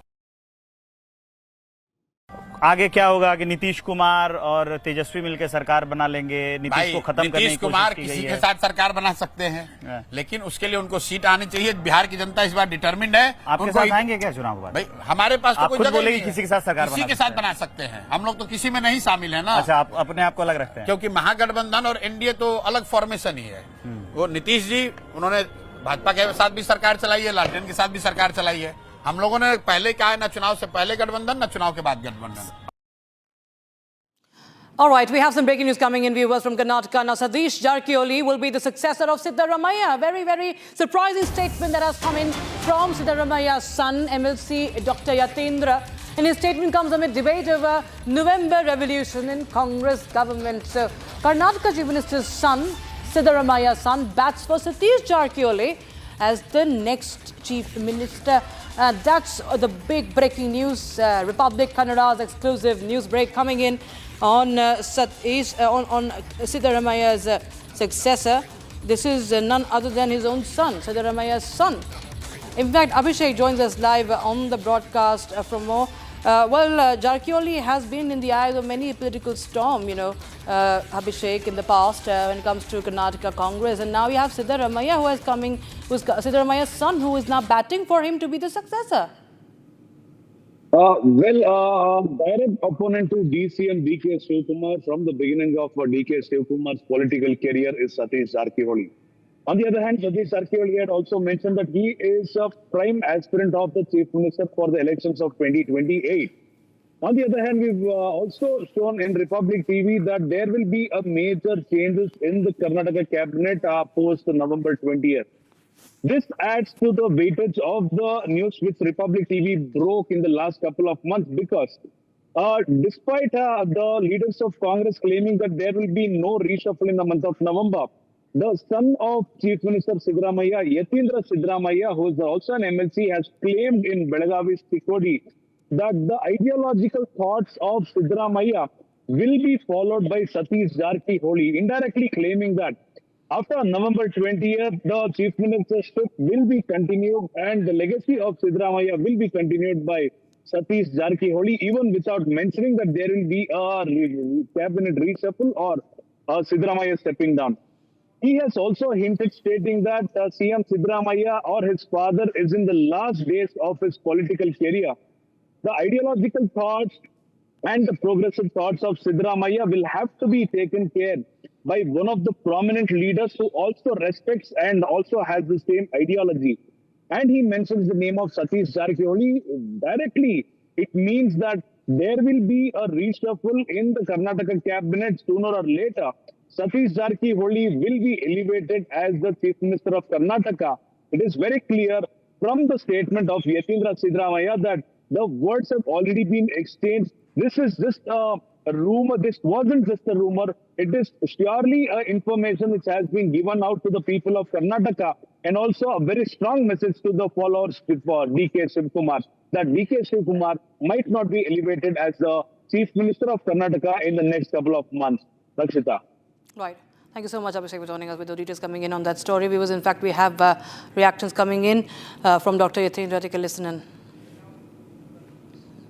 ಇವತ್ತು ತಂದೆಯವರು ಈಗ ಇನ್ನೇನು ರಾಜಕೀಯ ಕೊನೆಗಾಲದಲ್ಲಿದ್ದಾರೆ, ಅವರ ರಾಜಕೀಯ ಬದುಕಿನ ಕೊನೆ ಘಟ್ಟದಲ್ಲಿದ್ದಾರೆ. ಅಂತ ಸಮಯದಲ್ಲಿ ಈ ರೀತಿ ವೈಚಾರಿಕವಾಗಿ ಪ್ರಗತಿ ಪರವಾದಂತ ಸಿದ್ಧಾಂತ ಇಟ್ಕೊಂಡಿರೋರಿಗೆ ಮಾರ್ಗದರ್ಶನ ಮಾಡೋದಕ್ಕೆ, ಅವ್ರಿಗೆ ನೇತೃತ್ವ ವಹಿಸ್ಕೊಳ್ಳೋಕೆ ಒಬ್ರು ನಾಯಕರು ಬೇಕು. ಜಾರಕಿಹೊಳಿ ಅವರು ಅಂತ ಒಂದು ಜವಾಬ್ದಾರಿನ ವಹಿಸ್ಕೋತಾರೆ.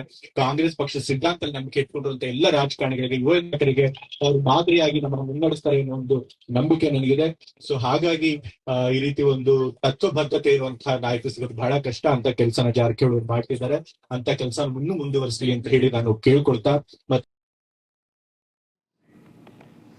A latest move to build a crackdown on Rohingya refugees. Jammu and Kashmir administration snapped water and electricity supply to illegal Rohingyas in Jammu. Water and electricity supply has been cut from Chani Rama area of Jammu from the Rohingyas colony. Here's a report on that.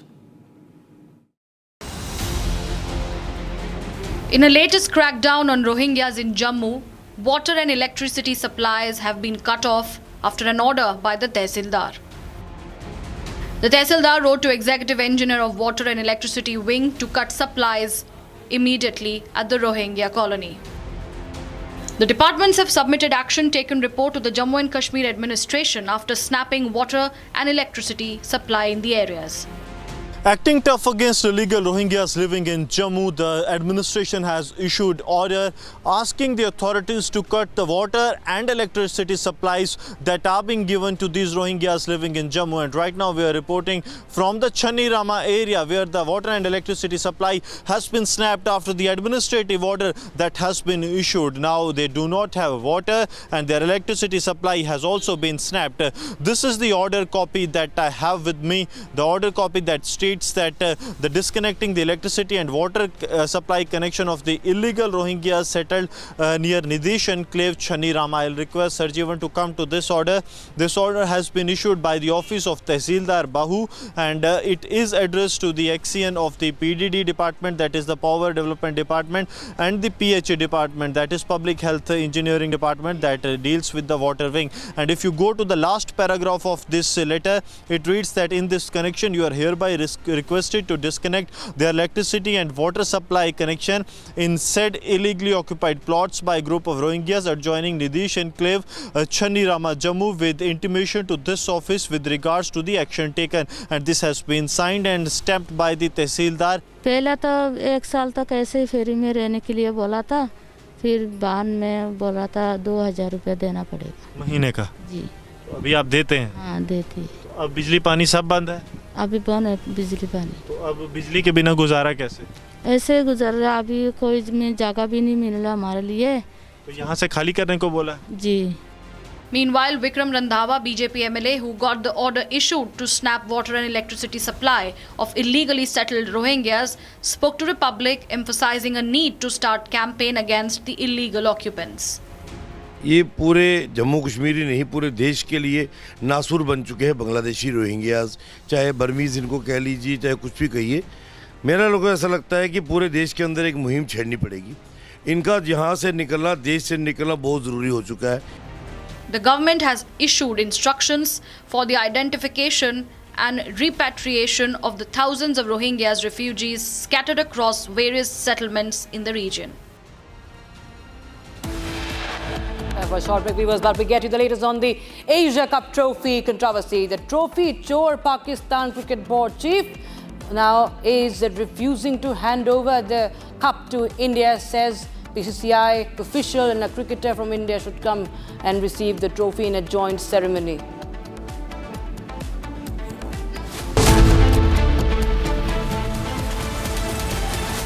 Amity has been ranked India's #1 not-for-profit private university for 11th year, with top 10 ranked institutions in management, engineering, biotech, law, mass comm, telecom, hospitality, fashion and more.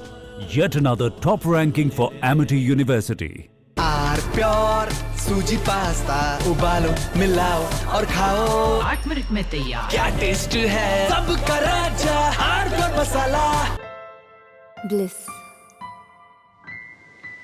It dances on your skin like first rain. Experience bliss in all its forms with Hindware. Hindware, designed for bliss. दादी के हाथों का जादू और खुशबू से महकता घर, माँ की मुस्कुराहट और खाने की सुगंध। MDH गरम मसाला, क्योंकि हर रिश्ता है स्वाद से जुड़ा। The highly anticipated summit between Donald Trump and Vladimir Putin in Budapest has been abruptly put on hold. Is peace slipping away before it even begins? No, I don't want to have a wasted meeting. I don't want to have a waste of time, so I'll see what happens. But we did all of these great deals, great peace deals. They're all peace deals. They're agreements, solid agreements, every one of them. But this one, and I said, go to the line of battle, the battlefield lines, and you pull back and you go home, and everybody take some time off, because you got two countries that are killing each other.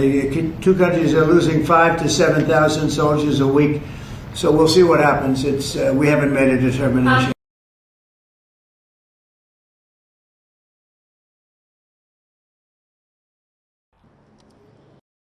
Sources point to the White House encounter between Trump and Volodymyr Zelensky. Their October 17th meeting devolved into heated exchanges, with Trump reportedly pushing Zelensky to accept Russian terms or risk total defeat. Trump even doubled down, refusing long-range Tomahawk missiles, a lifeline Ukraine had been desperately demanding.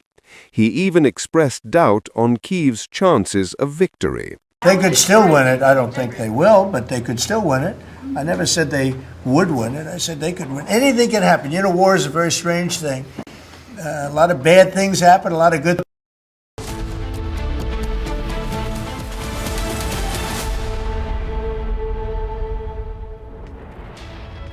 US President Donald Trump says that Washington would continue with their plans to impose a 155% tariff on Chinese goods imported into the US beginning from the 1st of November, despite expressing his desire to maintain amicable ties with Beijing. Listen in.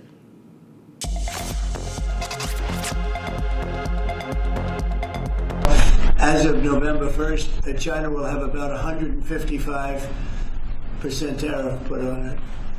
And I don't think it's sustainable for them, so I want to be nice to China. But China's been very rough with us over the years because we had presidents that weren't smart from a business standpoint. Some were good politicians, some weren't even good politicians, but they allowed China to take advantage of us and every other country to take advantage of us. If you see, I made a deal with the European Union. I made a deal with Japan, with South Korea. I made a lot of these deals that are great deals, and I was able to do it. It's really national security. I was able to do it because of tariffs. And we're getting hundreds of billions, even trillions of dollars paid into the United States. We're a very rich country again. We'll start paying off debt. We'll do a lot of things. We'll probably make a distribution out of some of the tariff money. I think we're going to make a distribution over the next fairly short period of time to the people, because we took in so much money from the tariffs. Just European Union, $650 billion. Japan, $550 billion. South Korea, $350 billion. That's even a lot of money for you guys, right? That's not bad, right? But now we're taking in a lot of money, and it keeps people like this here, because that's why they're coming in. I mean, you wouldn't be, I mean, I'm not going to speak for you, but generally they won't be coming in if we're off the tariffs. They come in here, and they don't have to pay any tariff. If they do it outside, they pay a lot of money, a lot of tariffs. The money comes to us. And in order not to pay the tariff, they come and they build here. That's why we have more plants under construction than we've ever had in the history of our country. And you wouldn't think it's complicated, but you would have thought somebody would have done this a long time ago, sitting in this beautiful seat behind what's called the Resolute desk. You know that, right? And time for a short break. On the other side, we get you the latest from Belgium, as the court has cleared the way for Mehul Choksi's extradition. Republic TV accesses exclusive pictures from the Arthur Road jail, where he's going to be lost after extradition.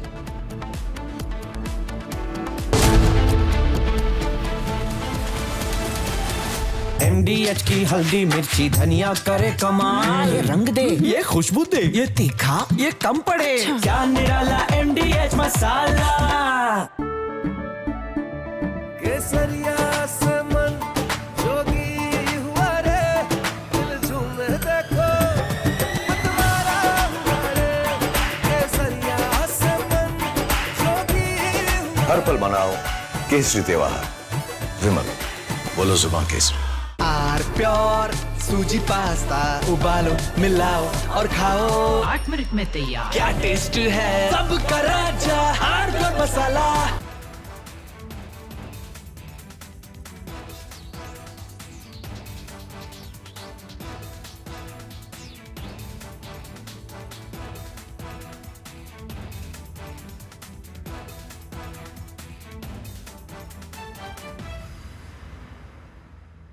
थोड़े में ज्यादा स्वाद, ये ही तो है इसकी खास बात। वाओ मामा, क्या स्वाद है। अरे मेरे राजा, सबका राजा R pure masala.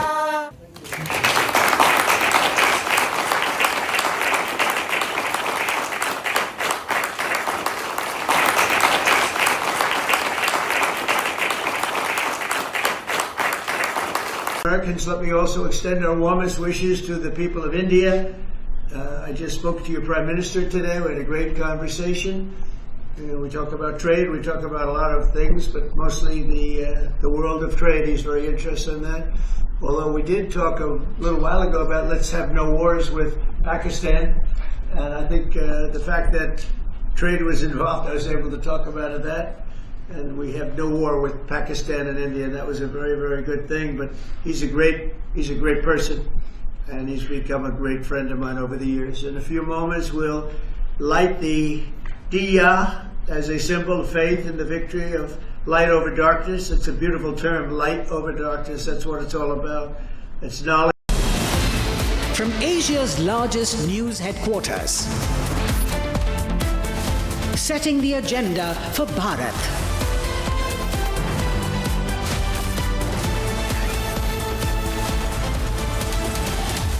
You're watching Republic.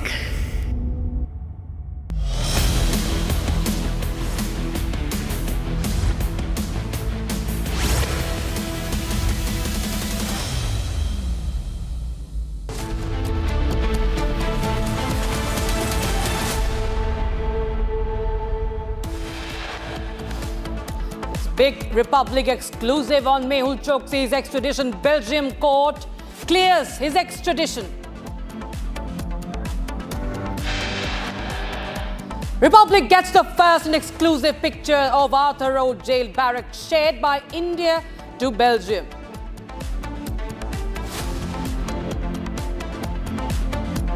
जितनी जीविका सीएम दीदियां हैं यानी कम्युनिटी मोबिलाइजर्स हैं, उन सभी सीएम दीदियों को स्थायी कर उन्हें सरकारी कर्मचारी का दर्जा देकर उनके वेतन को 30,000 प्रति माह हम लोग करेंगे। RJD announces multiple freebies ahead of Bihar Assembly elections, says announcement on seat sharing in the Mahagathbandhan soon. पूरे प्रदेश में महागठबंधन में झगड़े हो गए हैं, कोई झगड़ा नहीं है, सब मिलके ही कैंपेन करेंगे और सब मिलके ही काम करेंगे और जीत के आएंगे, ये माहौल बना। Congress party in firefighting mode with RJD for tackling the crisis. Senior leader earlier called the rift friendly fight. PCB chief refuses Asia Cup trophy handover to India, asks the BCCI to hold a joint ceremony to officially lead the proceedings. Congress targets Indian cricket team head coach Gautam Gambhir, alleging religious bias, claims Sarfaraz Khan left out from the India A squad due to his surname.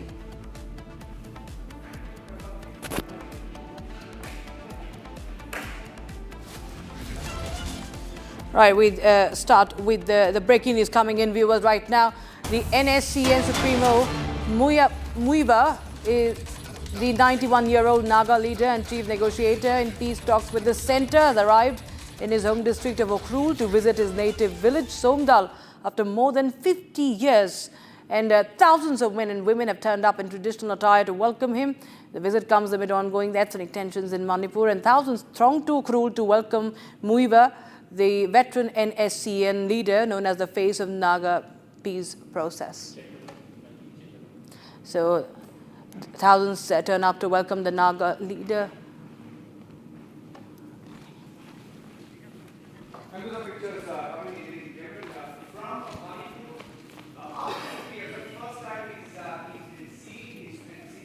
Has returned to his hometown of Samdal, and these are live pictures coming in. We'll go across to Johnson as well, joining us live.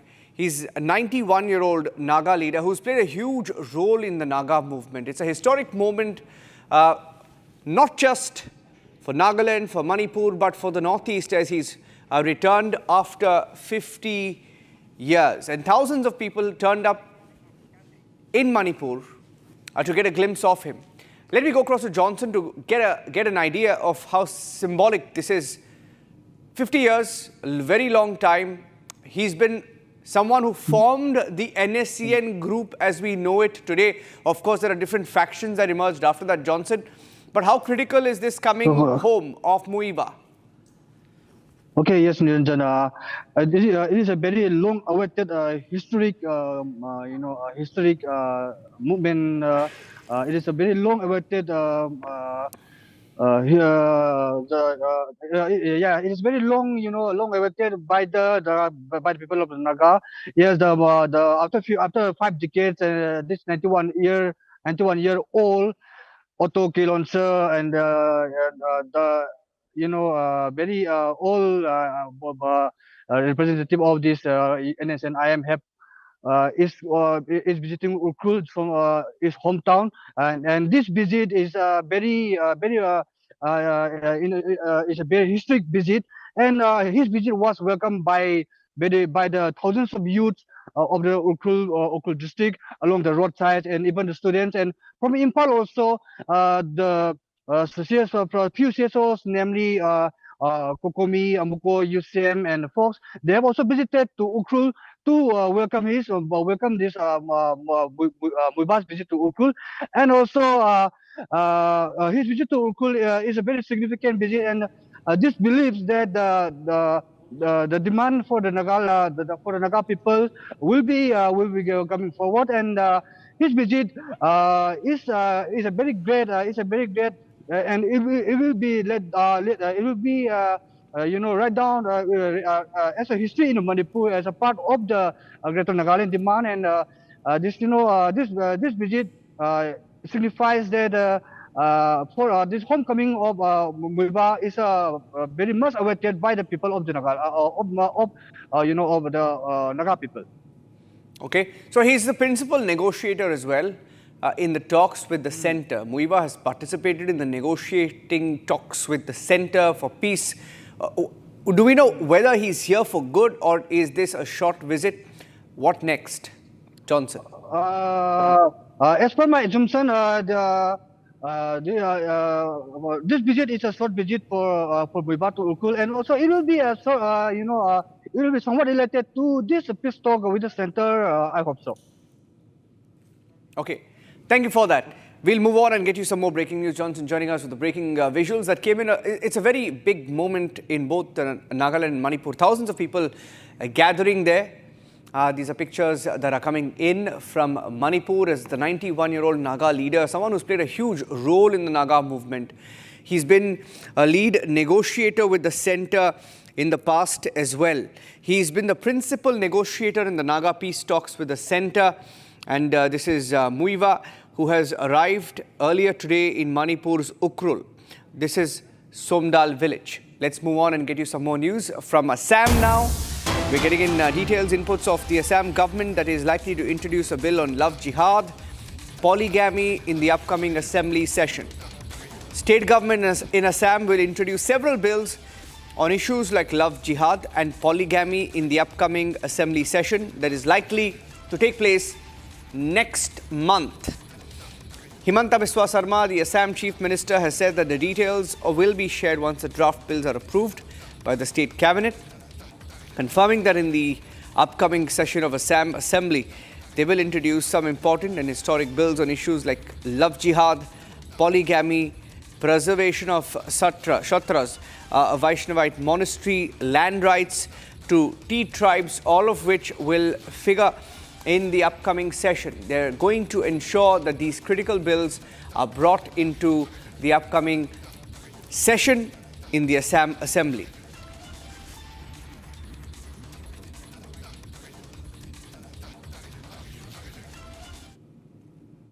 I think people of Assam is with me, and their blessings are with me.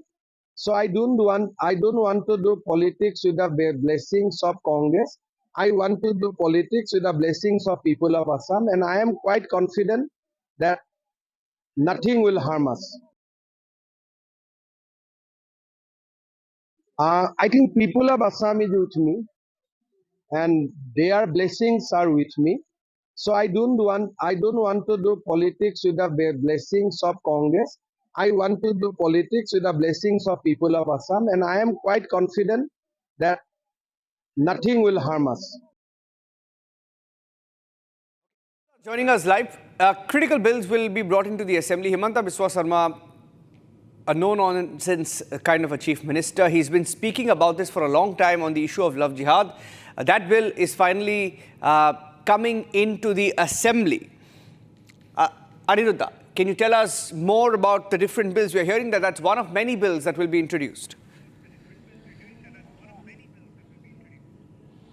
Yes, this is going to be the last session of the current government. There's many crucial bills in this last assembly session, last session of the assembly, last sitting of the Himanta Biswa Sarma led government in the state of Assam. And in this last session of the assembly, the state government is planning to introduce many crucial bills, and these include the Love Jihad bill and also the preservation of the Satras bill. And apart from that, with some modification, the polygamy bill is also being taken up. Remember, earlier, the state government of Assam had already passed the prohibition and protection bill and passed into action as an act, and this has brought in some drastic changes in the society. The crime against children has particularly gone very low, and apart from that, also in number of child marriages, also this has got us some reflections as the number has gone down. And apart from that, now the state government of Assam, is planning to bring three of the crucial bills related to love jihad, one related to polygamy, and another as far as the setting up of a Satra commission is concerned. Remember, we have reported several times, Niranjan, on how Satra lands in Assam, the Vaishnavite monastery lands in Assam, has been enforced by illegal settlers, and thousands and thousands acres of lands belonging to the Hatras have been taken over in the last few decades.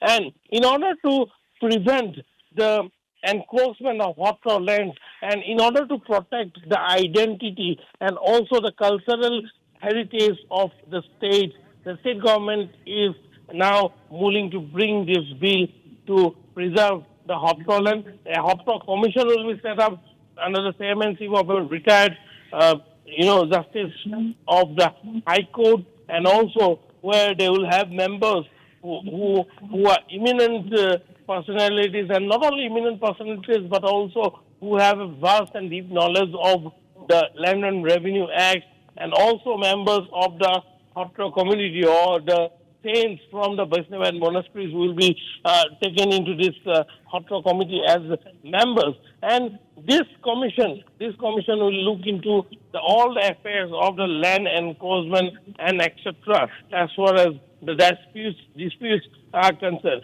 But yes, the November session of the Assam Legislative Assembly, Niranjan, is going to be very, very significant, given that this major bills of the state government are coming up.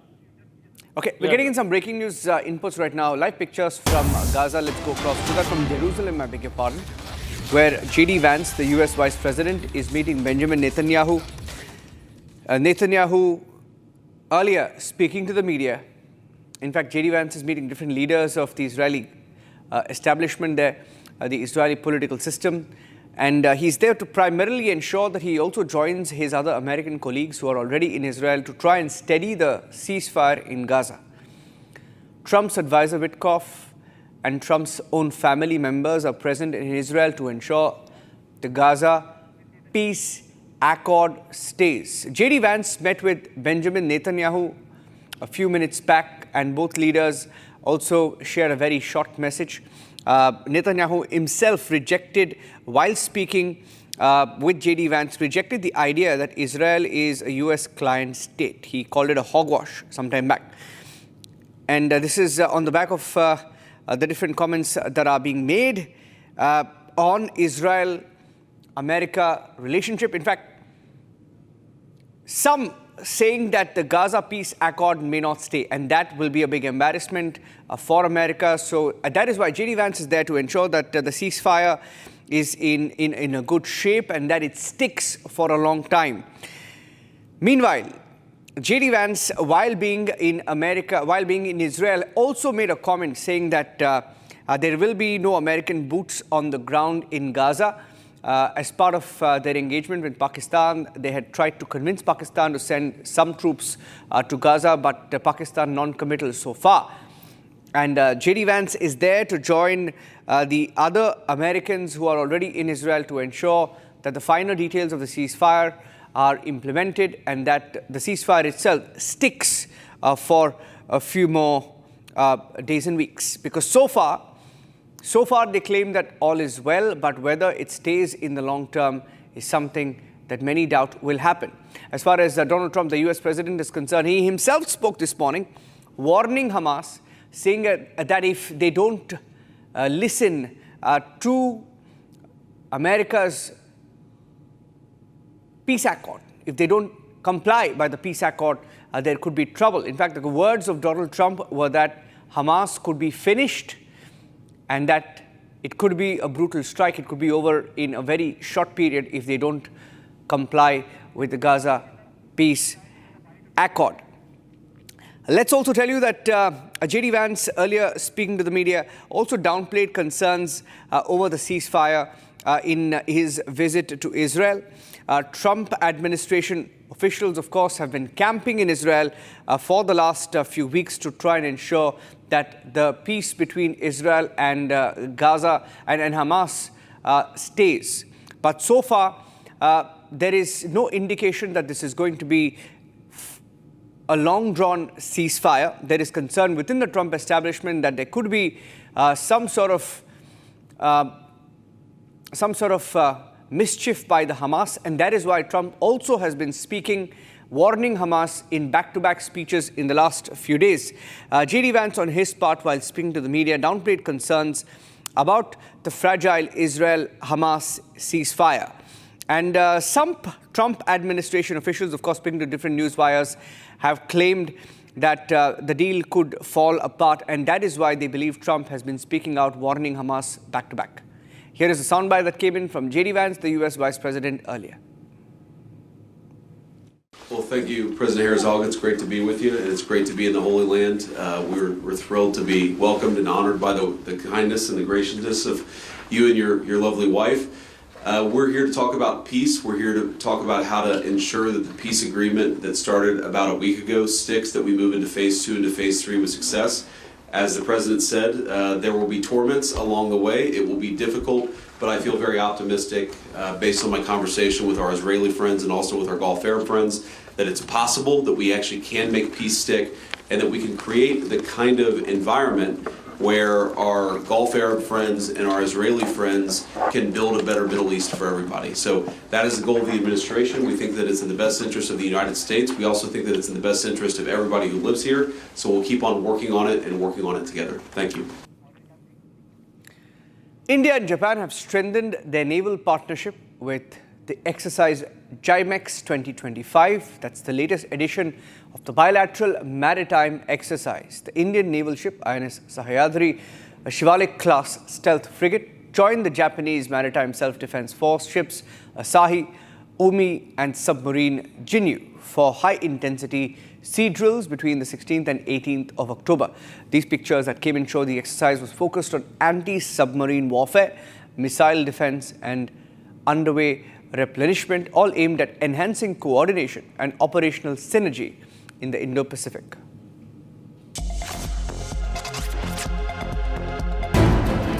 The Indian Navy's ship INS Sahyadri participated in the India-Japan Maritime Exercise 2025 held in the Western Pacific. The sea phase featured advanced anti-submarine and missile defense drills, enhancing coordination between the two navies. INS Sahyadri later reached Yokosuka for the harbour phase of JAMEX 2025.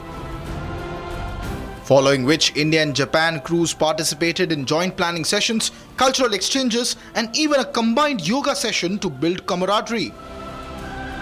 JIMEX 2025 reinforces India-Japan strategic partnership, a key pillar for peace in the Indo-Pacific. The exercise reaffirms the growing India-Japan maritime cooperation, central to maintaining peace and stability in the Indo-Pacific region, and reflects India's pursuit of indigenous capability through maximum Atmanirbhar Bharat push.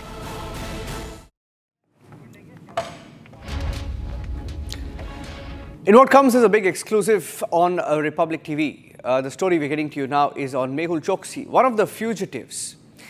Mehul Choksi can't evade extradition. A Belgium court has cleared the path for the extradition of the fugitive businessman to India. He could be back in India very soon. And these pictures you're seeing on your screen right now are the images shared by India with the Belgium court to show how prepared we are to welcome Mehul Choksi and to house him, to lodge him in the jail. The jail conditions, as explained, as detailed by the Indian government. We spoke about the passage that will be provided to him, the toilets that are equipped with essential amenities, long walking areas outside barrack number 12 in Arthur Road jail, the main gate of Arthur Road prison. These are pictures that were attached, sent to the Belgium court. Barrack number 12 with 2 cells, pictures attached. We spoke about how the cell has sufficient source of natural light. 6 hanging tube lights, 3 ceiling fans, TV provided. Toilet attached, equipped with essential amenities, as much as Mehul Choksi would really require while in prison. And in layman's terms, the area that will be provided to Mehul Choksi is much larger than the average apartment in Mumbai. So Mehul Choksi is a very lucky man. He will be coming back to Arthur Road jail, and when he's back, he will have a lot of space that will be granted to him by India. He's a fugitive, and there's no way that he can escape, evade extradition now, because even the courts in Belgium, in Antwerp, Belgium, while responding to Republic, said that extradition is inevitable and that they can't do much. All he can do is appeal. And by the way, a few years back, Republic tracked the story very closely. In 2021, ladies and gentlemen, when this man called Choksi, fugitive on the run, has been running from different countries, Hong Kong, then went to the US, fled from the US to Belgium, went to Antigua and Barbuda, and from there he fled to Belgium, and he's been hiding in Belgium. He's been holed up there. And we hear now that he even faked his own kidnapping. He faked his own kidnapping. So let me go across now to Shambhavi, joining us with more details. Shambhavi, is there anything that he can do at this point of time to evade this extradition?